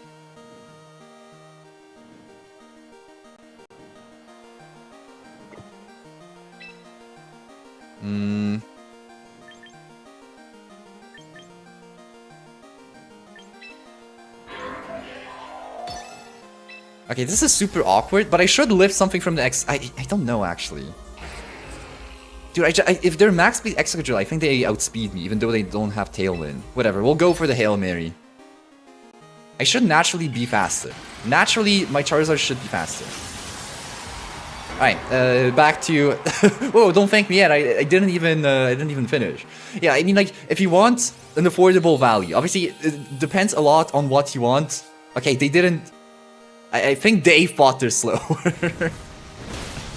I think they fought their slower, because yeah, the Charizard is supposed to be faster normally, but my Charizard is a little slower than usual. That's why you always go for the optimal place, even if you think it's not gonna happen. It depends on how much you want to spend and how good of a PC you want to get, but if you want to have a good value, then you really want to look at used stuff. If you have like a local used market, you want to see how much things cost, and not like new. Like this is difficult to like give advice on because this very much depends on the local market. This is very dependent on the local market, and because I paralyzed the Corviknight, I can just protect like this, and this is just a safe play. But you have to analyze like how much stuff costs and then find something like fairly good. In terms of like actual components, I mean the most important thing is the graphics card. Like generally, if you're making a gaming PC, you want your graphics card to be good. The rest doesn't like really matter as much. Like it has to be good, and the rest has to be good enough. The graphics card has to be really good. So you wanna primarily look at that. Like the processor really does not matter. Any modern processor will be just fine. I recommend looking at AM4. That's an architecture of that's an architecture for like processors. If you're looking for a motherboard, it will say like AM4 or something. Those are like the AMD like older CPUs, but you know they're still on a modern architecture. Like I have a like lower shelf, like bottom shelf AM4 CPU right now, and you know my PC is good. i5 would suffice.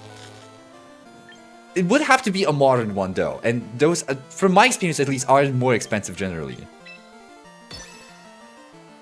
Because yeah, the older ones would struggle in modern games. Out of experience, I know. Because I was running on an 8600, i5 8600 for a while.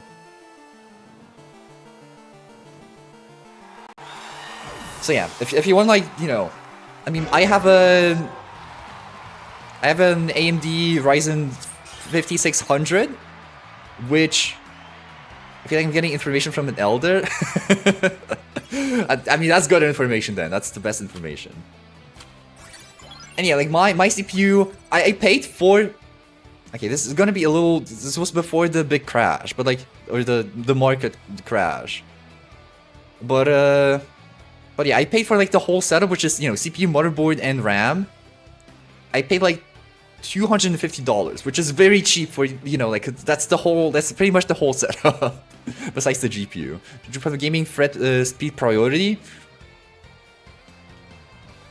I mean, that's the thing, even like, if you want to play, you don't even have to optimize it that hard. Like, for CPU, if you just want to have a PC to play, like, you know, like games overall, not like competitive games specifically, then CPU does not really matter. Like, you just need a good enough modern CPU. And yeah, and like most games, if you have a great... $150 is crazy. What for a whole? I mean, this was new. This was new, by the way. This was not used.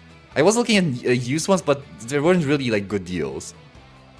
Also, dude, that is not crazy. $250 for the whole like CPU, motherboard, and RAM. 32 gigs of RAM, by the way, as well. Oh, it's very good. Yeah, I mean, this was before the market crash. It's not even like, it is just what the things cost. Like, this is a cheap CPU. I bought the cheapest possible motherboard that doesn't suck. Don't buy ASRock bottom tier, by the way, if you're looking for stuff. And yeah, the RAM was actually like a great price, because we have like a Polish company that makes RAM, so it was, you know, cheap because it's local.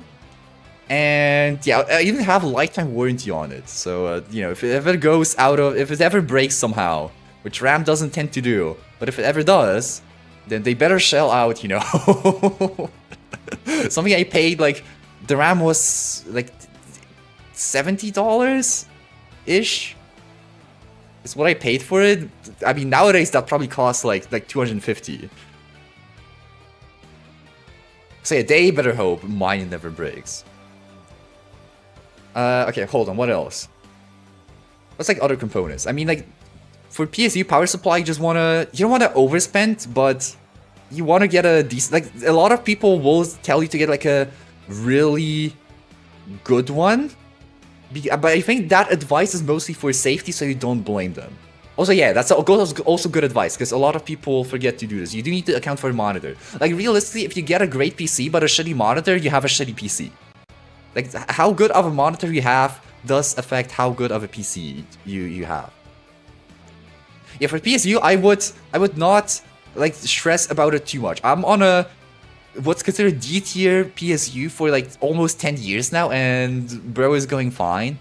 You just want to make sure you have like you run it, you have a higher wattage overall, like higher power rating on it. So you'd have to obviously check like the, you know, how much power each component draws, mostly the GPU. Because that's the most power hungry thing. You just want to make sure you're sitting at like around 50% usage, because if you're sitting at a lower usage, then it's just gonna last a lot longer, because it doesn't have to work as hard. Yeah, what else? If you're buying like a cheap CPU, then you probably don't want to buy a cooler, like an aftermarket cooler. The one included is generally gonna be like enough. So that's not a big expense. Yeah, case, like, you get whatever is cheap and you like, and I personally think whatever has enough USB ports, but that's a personal thing. Dude, modern cases have like 2 USB ports at the front, and one of them is USB-C, which, you know, it's good to have USB-C, but like, bro, give me my USB ports. I need I'm literally out of USB ports on my PC, out of back ones. So I started using the front ones for permanent things. So yeah, that's that. What else? I mean, SSDs are expensive, but you do want an SSD. Don't buy HDD unless you want to just like have. They're still pretty expensive. HDD still got more expensive. But yeah, for like bigger storage, you just want SSDs, bro. Don't get an HDD in big 2026. My friend said he bought it already built, but upgraded the CPU and GPU. He told me buy them already built, but buy them already built. My sibling said build it. it really depends on the market. 'Cause I was helping a friend like buy a PC. I mean, I guess he didn't really wanna like build it, but sometimes the cost of getting it pre-built versus getting the parts is not really that different. Sometimes even the pre-builds might be cheaper because, you know, pre-builds they're one product, so they could have like a sale, for example. Again, this is advice that is very general. It cannot be very specific because it really depends on the local market, and you just need to like study the situation. Like that's something you just need to do. What else? Oh yeah, and GPU. As I said, you wanna just make sure the GPU is good. That's the most important thing. For like tiering, I mean that's hard to say. I'm on a 3060 Ti. This baby is capable of running 1440p in pretty much every game if you're willing to go into settings. Sometimes. So yeah, if you get anything equivalent, like you can just get like a 5060. Most pre-builds will probably come with like a Nvidia 5060. I would honestly recommend, again, this depends on the local situation, between AMD and Nvidia, I would recommend Nvidia generally, because outside of the US, the price difference is usually not actually that big. And I mean, all the upscaling tech they have is a lot better. Like it is unfortunately true. Nvidia does have a lot better like software than yeah, anyone else. There's also Intel. I mean, if you can find it cheap. Wait, I think I'm going on a tech ramble here. I'm starting to go on a tech ramble, but yeah, pretty much like a 4060 or 5060, probably 5060. 5060 because they're popular, they're fairly cheap, will be enough. That will be enough to play pretty much all modern games. Anyway, got all that, great. Next game.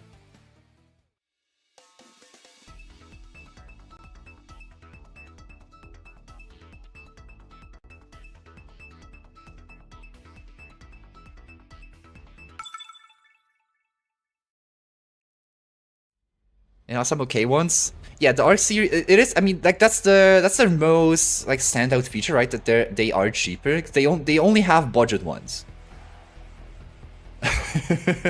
Yeah, no problem. I am the poached egg.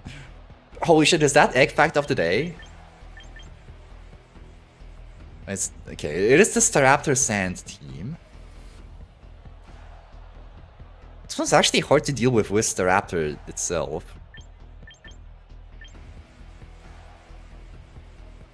I probably want to do this.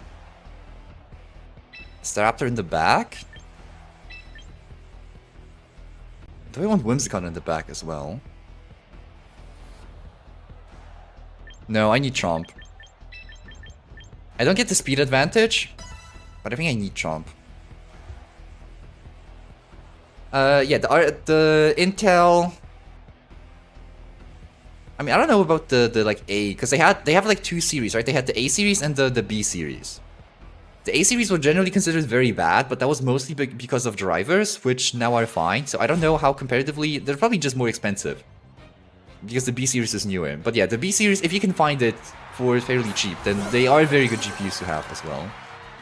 But yeah, usually, the thing is usually, you know, when people recommend stuff like this, it's for like American markets or like first world markets. But in a lot of the, like, you know, less popular markets, the price difference is like actually not that big. Okay, they tried to play into me leading Staraptor, but I did the same. And I actually have an advantage on that.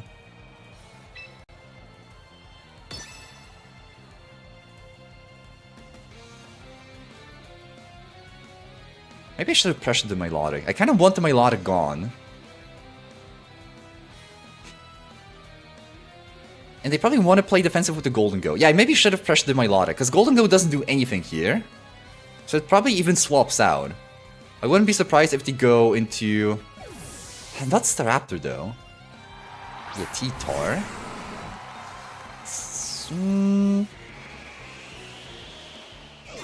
Yeah, I could have predicted this for sure. I could have predicted this.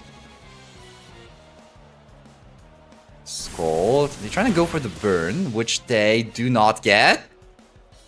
They do not get. I mean, it's gonna be okay damage. Never mind. I thought it's gonna be like 30%. And it's okay damage. It's chipping down. It's chipping down. Now, it would be crazy if they swap back, and they probably don't know that I have Iron Head.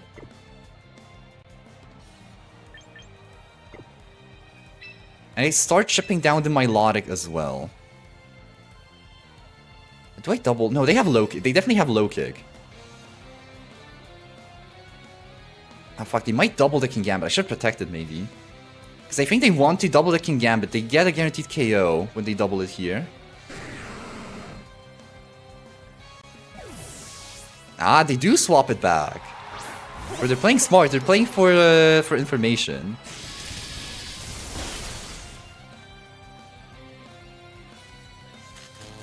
Ooh, and the Paralyze. That's very good.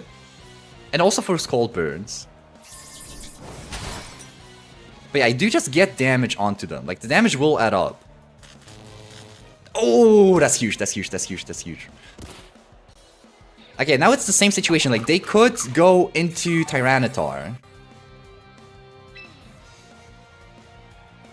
Because the Golden Go doesn't have anything to do here, is the thing.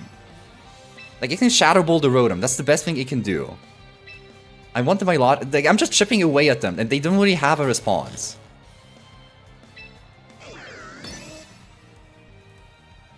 Okay, they protect, that's fine. Because I know they want to burn on the King Gambit. I know they do. I know they do.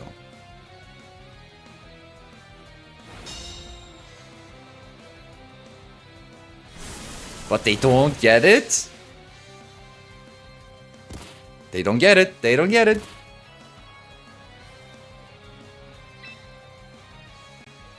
Okay, so Milotic is dead this turn, assuming I attack it.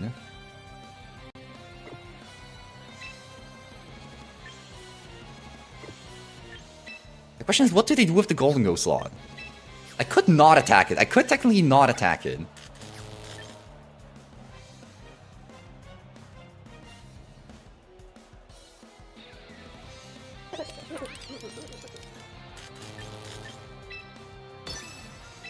I would just double the Golden Go.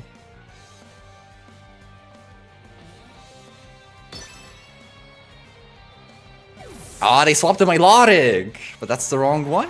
Actually, I guess it's the fine one.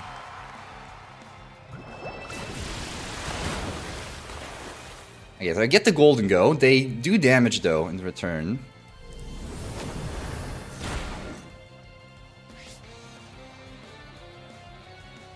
It didn't put me into... Oh, no, the Sand will put me into berry range.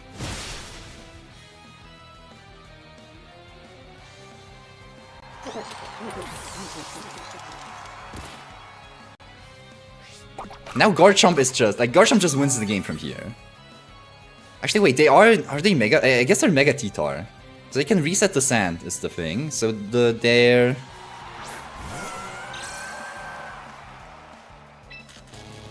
Ah, smart.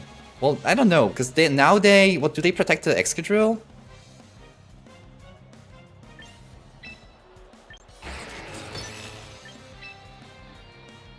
And there's no use swapping. I can swap a Staraptor next turn and I get an Intimidate on both. Where's battle info? Oh, this info. One turn of Light Screen.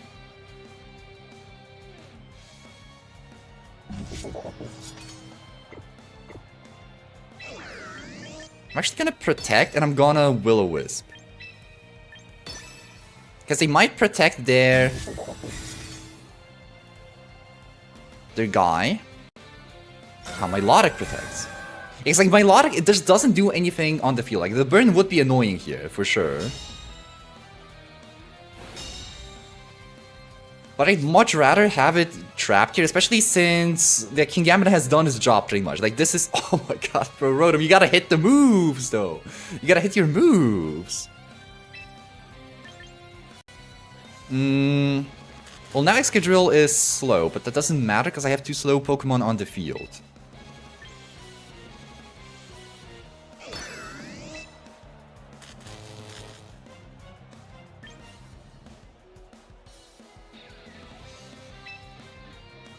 I can just do this. Excadrill protects.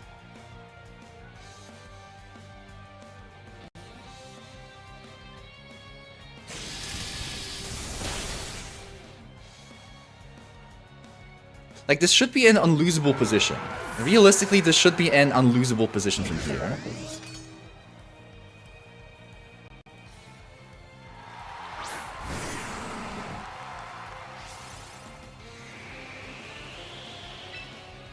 But they do get Mega T-Tar.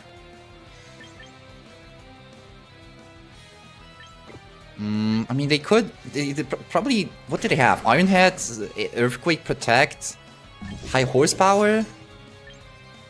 I could go into Staraptor here. I could just get the Intimidates down.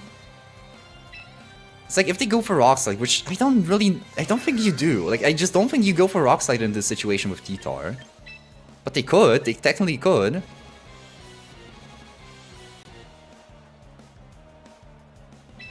I do this and I try to burn the Tyranitar.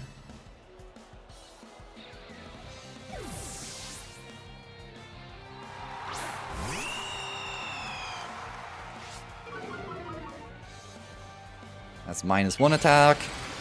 And yeah, like the hope is to, like, you know, swap back and out. So I just give them less and less attack. And then I get Guard Jump in and they can't KO it and I mean, I should win this anyway. Like, this is more... They went for Rock Slide. I mean, maybe they predicted it. It doesn't do that much damage. Is it double Rock Slide? Like double flinch chance? Bro, what is... Why did the... Or did they, like... No, they didn't change the names. The Excadrill went for Rock Slide and Tyranitar went for High Horsepower. It's supposed to be the other way around. You're supposed to do it the other way around. I think they Rage Quit. Yo, hello, Happy Bacon 67. Hello, hello. Did they Rage Quit? I think if they Rage Quit, it says like, oh, you have Rage Quit. Bro, you can't do this to me. This was a one game. This was a completed game. What's your rank? Well, we're building up to Master rank. I'm like Ultra for now. I mean, I was Master rank in, like, you know, all the other seasons. It's just I didn't play much. This one. I mean, do I even bother, to be honest? I think I just KO. So I didn't pay attention. Did I miss or did I get flinched? Doesn't really matter.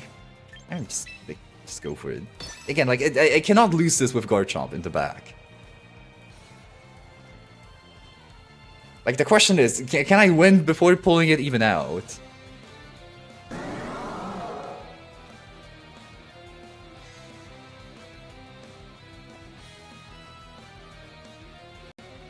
I like how the Rotom just, like, jumps to the side. Looks so happy.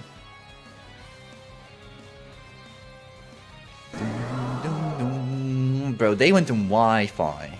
They went far away from the router. The Wi-Fi is only okay when you're close to the router. You gotta use Ethernet otherwise. I mean, you know, Shikinanai has given this advice years ago.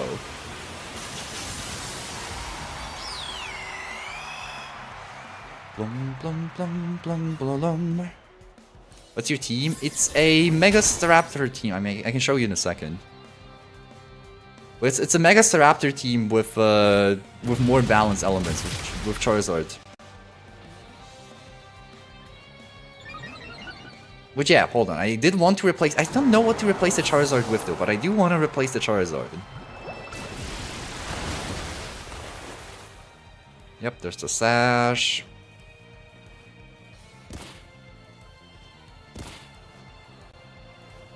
I mean, kind of prolonged the game, but it was played safe. Played safely. I could have technically, like, went in and out with Staraptor if I wanted to be, like, even more, but that's also just leaving it more to RNG. There's technically higher chance to hit than Hydro Pump.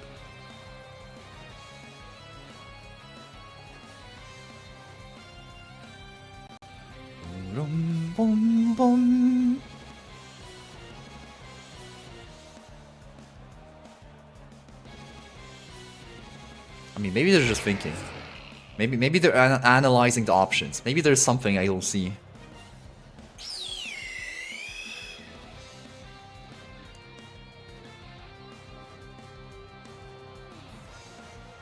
I mean, you do be communicating. I do be communicating.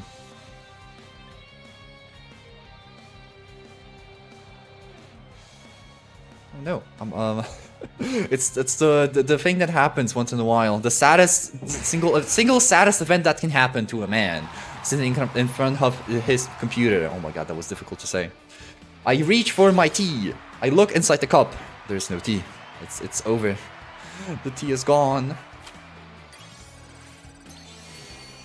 I guess it's not. We're not making it too masterful in time today. Actually. It would be like what? 1, 2, 3, like 4 more wins? No, that's probably too long. Anyway, hold on. Let me show you the team. Let me show you my goats. Yeah, these are my goats. Someone already has Fukuna with 1 N. We need to eliminate him, bro. Wait, on YouTube or where? Do you want to change? Is the double N too much? Or was the double N? I guess the double N would be because it was already taken, right? I never thought about it. It just feels so natural. Second N serves 0 purpose and I hate it. Damn. The unwanted second N. It's like the unwanted child. I'd like to swap Charizard here, but with what? With what? I mean, it would have to be a special attacking Mega Evolution. And like, the weather is nice, so it would be nice to have like Frostlass. And like the main Staraptor team right now is Sand Staraptor, but like Tyranitar doesn't fit into this team as much. I mean, I could try adding Frostlass. It's just...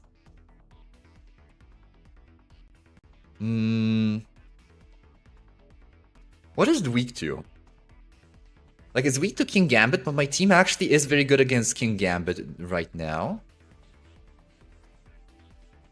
I'm to like Fire, which right now I also have a pretty... it's not like a great matchup. I mean, Skull Villain would become a problem. Not really. I mean, I can't one-shot it, I don't think. And I would get burned. You know, I'm gonna try it. I'm gonna try to get my lad involved here.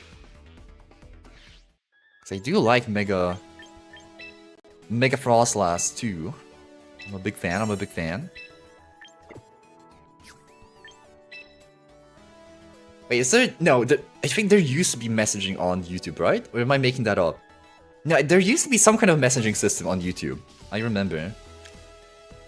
You gotta find that Fukuna. You gotta bribe him, but like bribe him in a way, just like convince him, you know. $0 bribe. Don't get caught, by the way. If Big Y catches you doing that, oh, it's over, man. It's over. They're taking it all away.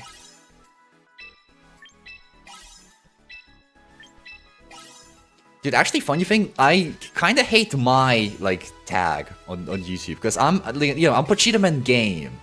I'm Pochita Man Game because Pochita Man is taken, and it's taken by me actually. But the thing about like YouTube is you can't like reserve your like when you change your name, it takes 14 days for the name to be freed, right? Because you have like a 14-day grace period where you can still go back to a name you let go of. Well, let's do a recruit. I need to do my dailies. And so I kind of wanted to like swap the other Pochita Man to like Pochita Main or something and get Pochita Man here, but also I won't lie, I was afraid that, you know, somebody would somehow take Pochita Man in that time. I don't know, I don't really want any of these. Try recruitment. And so I never did. But now looking back at, I mean, I'm thinking like, should I change my Pochita Man Game to Pochita Man Live or something? Pochita Man Game sounds so artificial. I mean, I am aware. It just, you know, there needed to be something. I later got the idea for Live, Pochita Man Live. Which maybe would have been better considering I am, you know, streaming.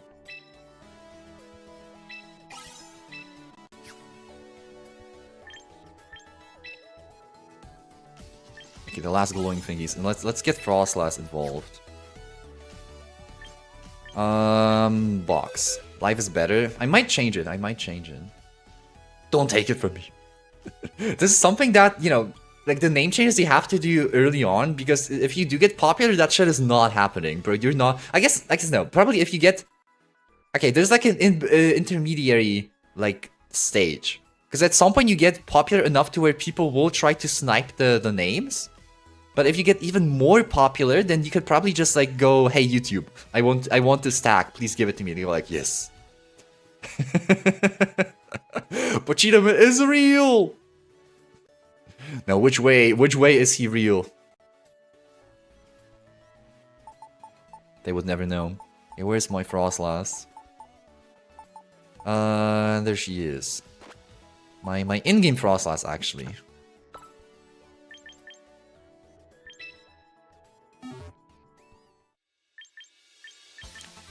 Nasty Plot set? I mean, yeah, sure. Probably with Nasty Plot, I probably want to go slower. Or like, I don't know how much though. And we can do like approximate.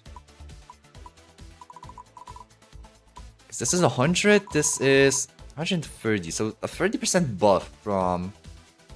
Well, there is Mega as well.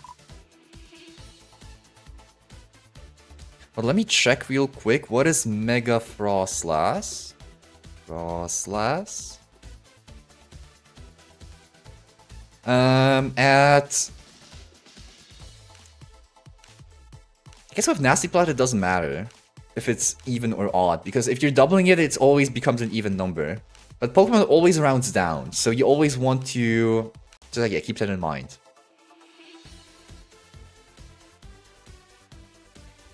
And let's go by 14 maybe. Like 14 here. Let's go max HP, not 20 HP. I don't know how much this helps. This is just like guessing.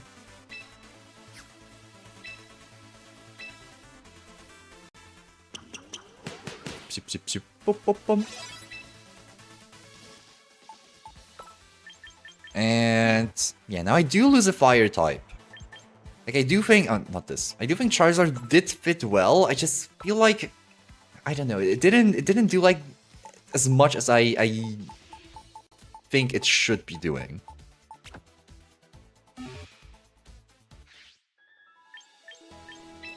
I don't know. Let's see how Frostlass does.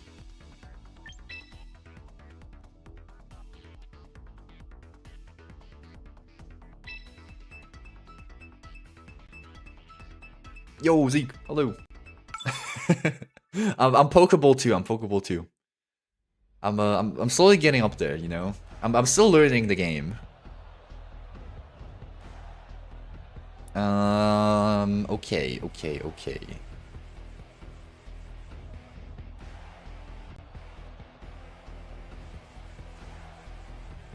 This is actually kind of an awkward team to go against. Because I want to try to stop Trick Room, but that's really bad if they start with Staraptor. Definitely not a Frostlass game. Definitely not a game for Frostlass to check out. Very good Frostlass into the Staraptor, actually. But very bad into the Trick Room.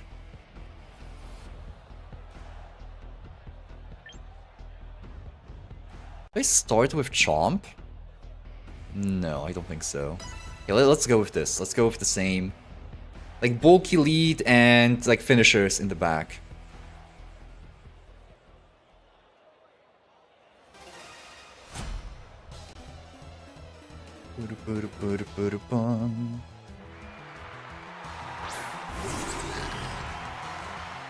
Okay, they're going with Trick Room. Question is, do I even stop it? Because I don't think... If they go for Reflect, and they have Citrus Berry, I don't think I can stop it. Ironically, I don't think I can stop it. I would still want the Farigiraf gone though, so I can at least try.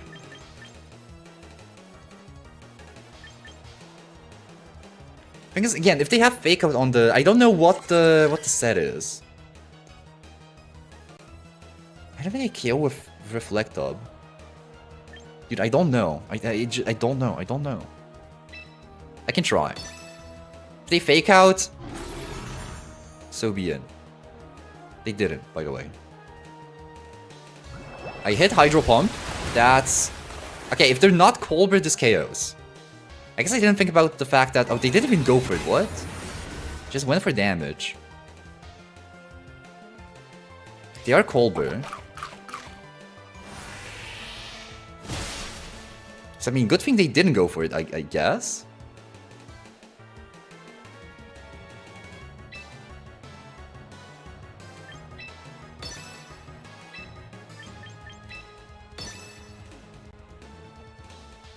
Okay, let's not get KOs too hastily.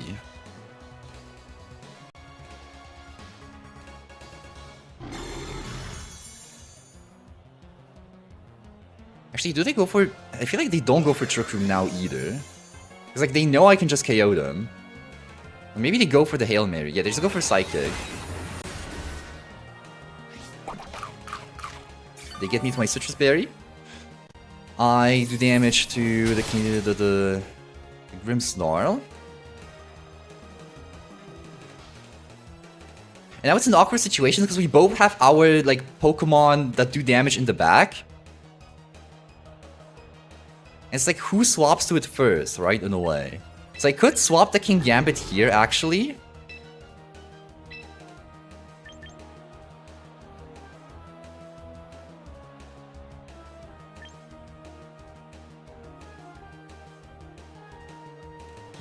Actually, wait, no. Because I want to catch them on their... I have Will-O-Wisp though. Okay, as long as I keep the Rotom, maybe it's just fine. I think I need to hit another Hydro Pump though. I don't think Thunderbolt gets it. I'm here. I don't even know if Hydro Pump gets it. Because I want to start buffing with my Staraptor before they do with theirs, assuming they have one. But I think the way they're like playing this, I think they have one in the back. That doesn't KO. Crunch. Defense fell. Okay, my Rotom lives. So now either they swap, and they do give me a... They drop my attack if they do swap now. But I get some damage. Like, they don't really have a... Like, Staraptor will take a lot from the close combat because they're not Mega yet. It's just which slot is it? I mean, it could go like this, and it could go like this. Oh, they don't swap. Okay, so when...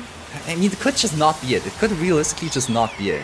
But if it is in the back, do I even KO with the Grimmsnarl? I don't really know. I don't. Ooh. Yeah, through Reflect. So they get my Rotom.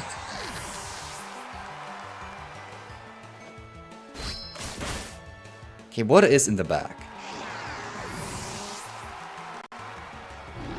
I mean, I think whatever it is, I want to send in Kingambit, because if it's Metagross, then I have a good matchup into it. And if it's Staraptor, then I get a boost. And because I started boosting with my Staraptor, and they also will buff my Staraptor's attack now. It's like, literally, there's nothing that really can swap in safely here for them, if I do this. And then Garchomp can just clean up at the end.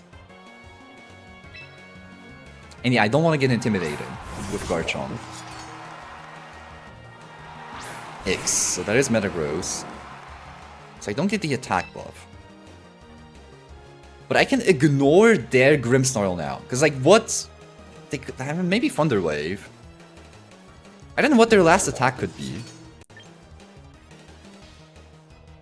But I don't want to KO the Grimmsnarl. I want to keep it on the field as a liability for them. Also, their last Pokemon is probably Torkoal then? Like, why didn't they Trick Room though? Like, they definitely wanted to Trick Room.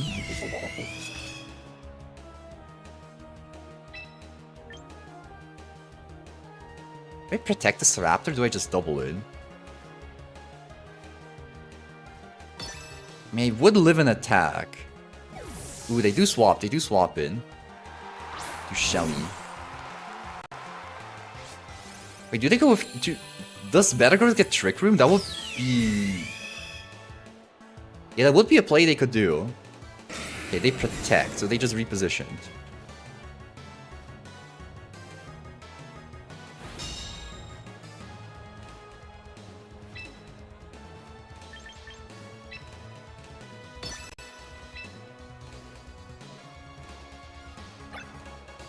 I have one turn of Light Screen. They have probably... I mean, yeah, they have 4 more. 3 off Reflect. So I don't KO anything, but I can get buffed. They could get my Staraptor though. But if I do enough damage to everything, I just win with my guy. With Garchomp.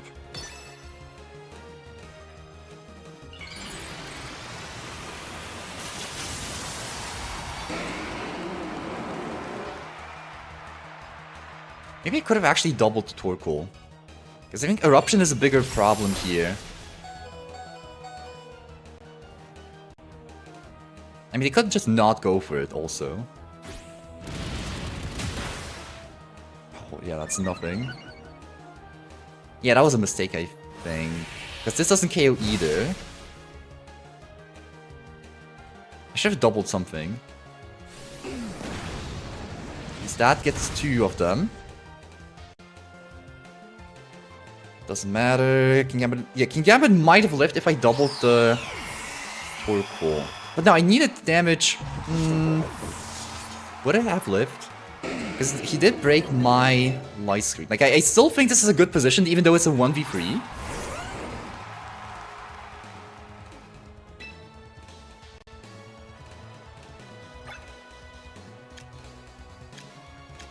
I mean, it's optimal to protect.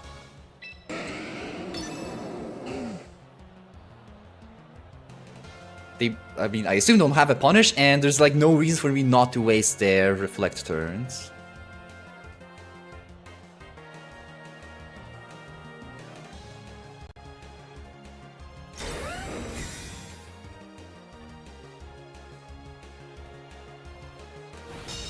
And this will also depend on who is faster.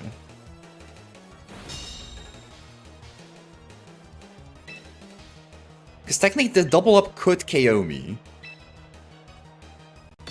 Because I don't think I get both of them. I think no, for Reflect, I don't even know if I get any of them. I might get the Metagross. Oh yeah, with Rough Skin, definitely. Ooh, I don't think I lift the Weather Ball now. Yeah, that's pretty bad. I mean, Torkoal is not very strong, but I don't think I lift the Weather Ball.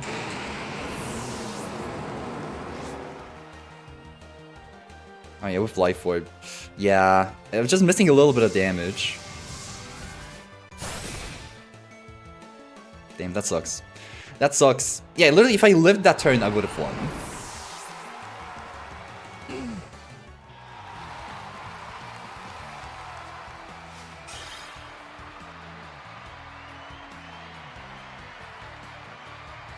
So realistically, I think the problem was I should have wasted more of their Reflect turns throughout the game.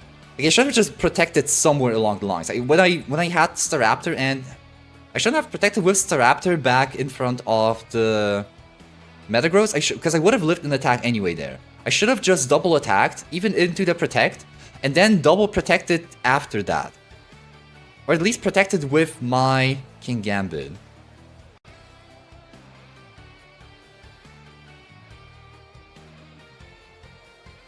Yeah.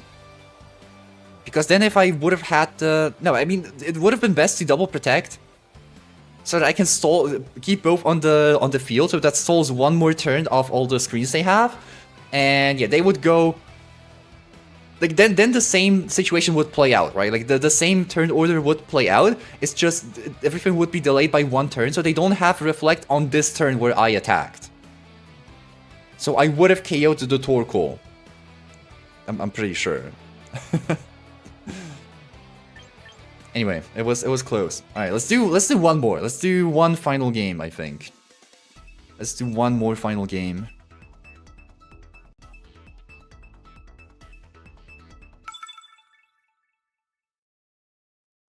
want to use the Frostlass. I want to see how it fits here.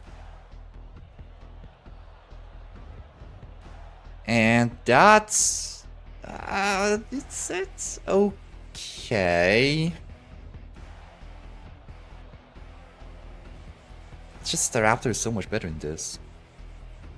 Okay, I guess the problem is Staraptor can also threaten the same things that Frostlass does. At least in terms of grass types. I mean, Staraptor is definitely much better in this matchup. Unless they go with Charizard, then it's still not. I like Rotom lead here, just to scout. Rotom Chomp. If they started with Staraptor, then it's like more balanced, I guess. Rotom Staraptor. Like if they started with Staraptor, I want. Hold on, let me get my bonds in first.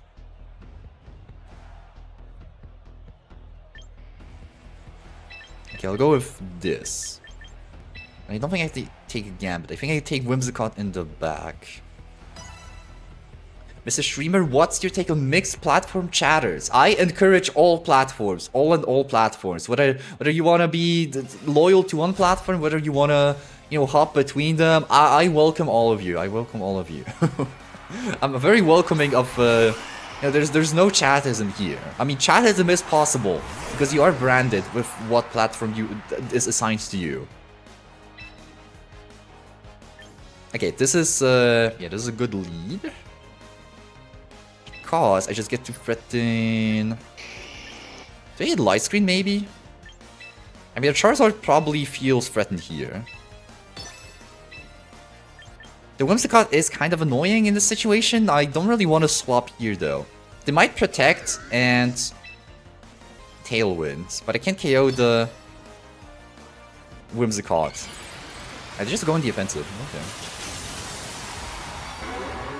I hate those Twitchians. No, you gotta live together with them. You gotta coexist with the Twitchians.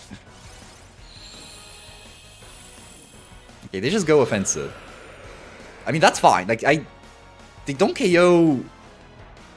They don't KO the Rotom, I don't think. And they get their Charizard. Unless they're bulky. No, actually, no, they cannot live... Oh my god, they do KO it! Is that a crit? No, damn. You just be doing damage. Yeah, I get their Charizard. So, all in all, a good trade. I get the late Tailwind now.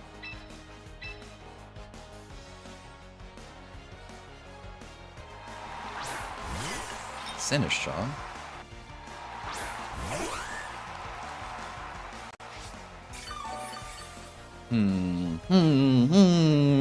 It is a... It is an awkward position. I won't lie, it is an awkward position now. Because I want to get my Staraptor in, but I don't want to get it in safely. And I don't threaten a lot of damage currently. I could go for Rock Slice just to try to get some flinches. They threaten a lot of damage back, but I don't want my Staraptor to take any damage at this moment. Could Dragon Claw the Sinistcha.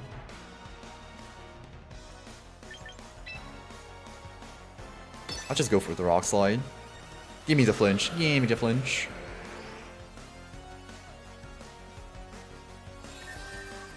It's gonna do like half. Oh my lord, that's more! I think they're offensive. Actually, no, but like... that is just kind of a lot.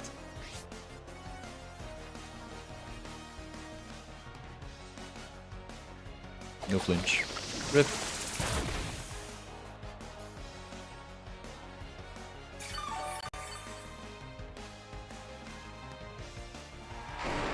Okay, so it's an interesting position here. It's an interesting position.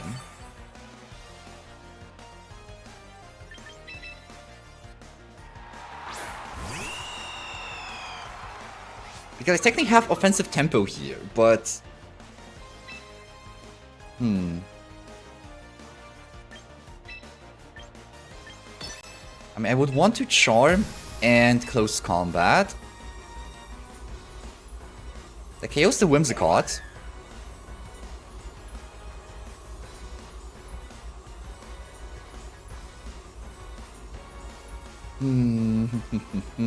They will do a bunch of damage to me though. And they could burn me. I just don't...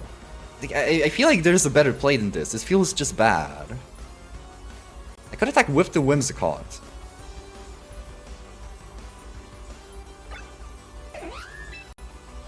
Whatever. I don't have time.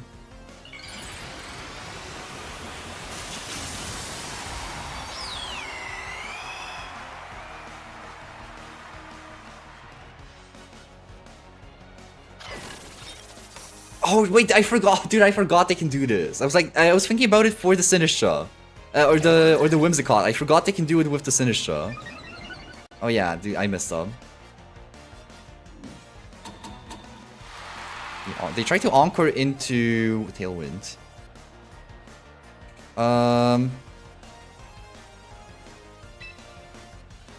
Yeah, that's. I think it's over now.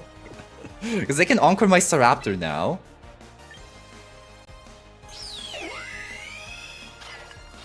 I mean, yeah, I can change moves here, so I can only buff myself.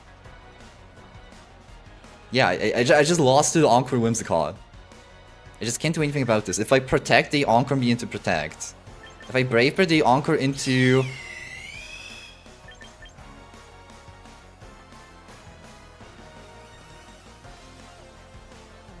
I think this is an unwinnable position. Actually, no, because they would have to... Dude, oh my god, I couldn't block it in! I think it doesn't matter. I think they went for Encore anyway. Yeah. Ooh, oh.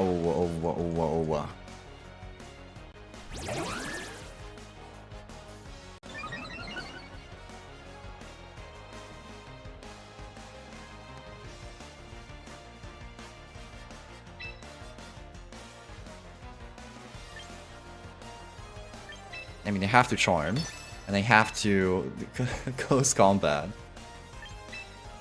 I mean, is it possible to break free of the lock? Because they need Sinistra on the field, but they can attack with the Whimsicott.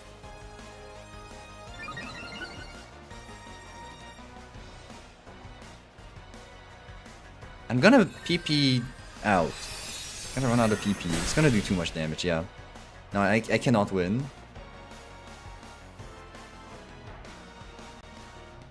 The Encore ends on the Whimsicott? No, not even yet.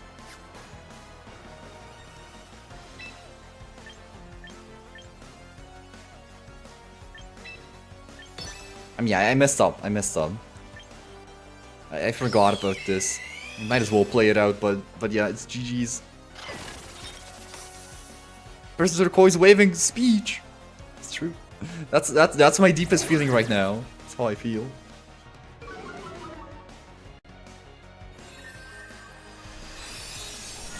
I fell for the oldest trick in the book, unfortunately. Dude, that Solar Beam was insane though. I thought my Rotom lives that. Hold on, I need to check it. Rotom.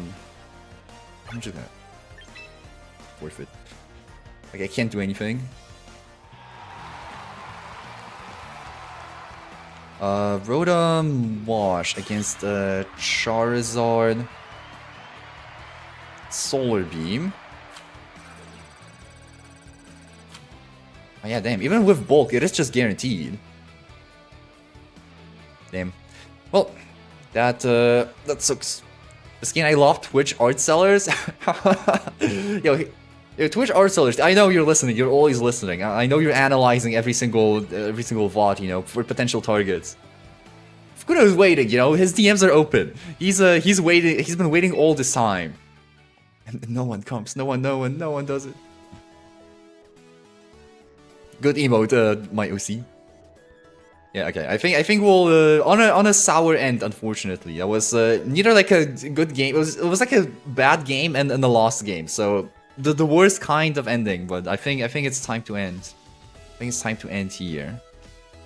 Actually, I just remembered, wasn't today supposed to be like the, what's it called? The GTA like extended look thingy? Is that today?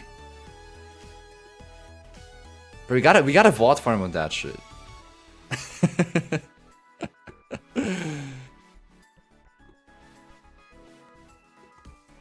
GTA 6 extended look.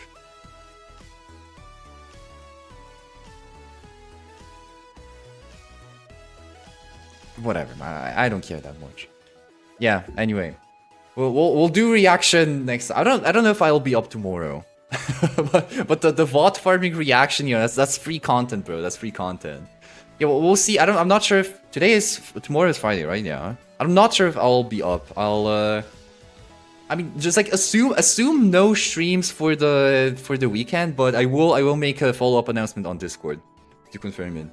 Anyway, yeah, but see you next time. Bye bye. Good night.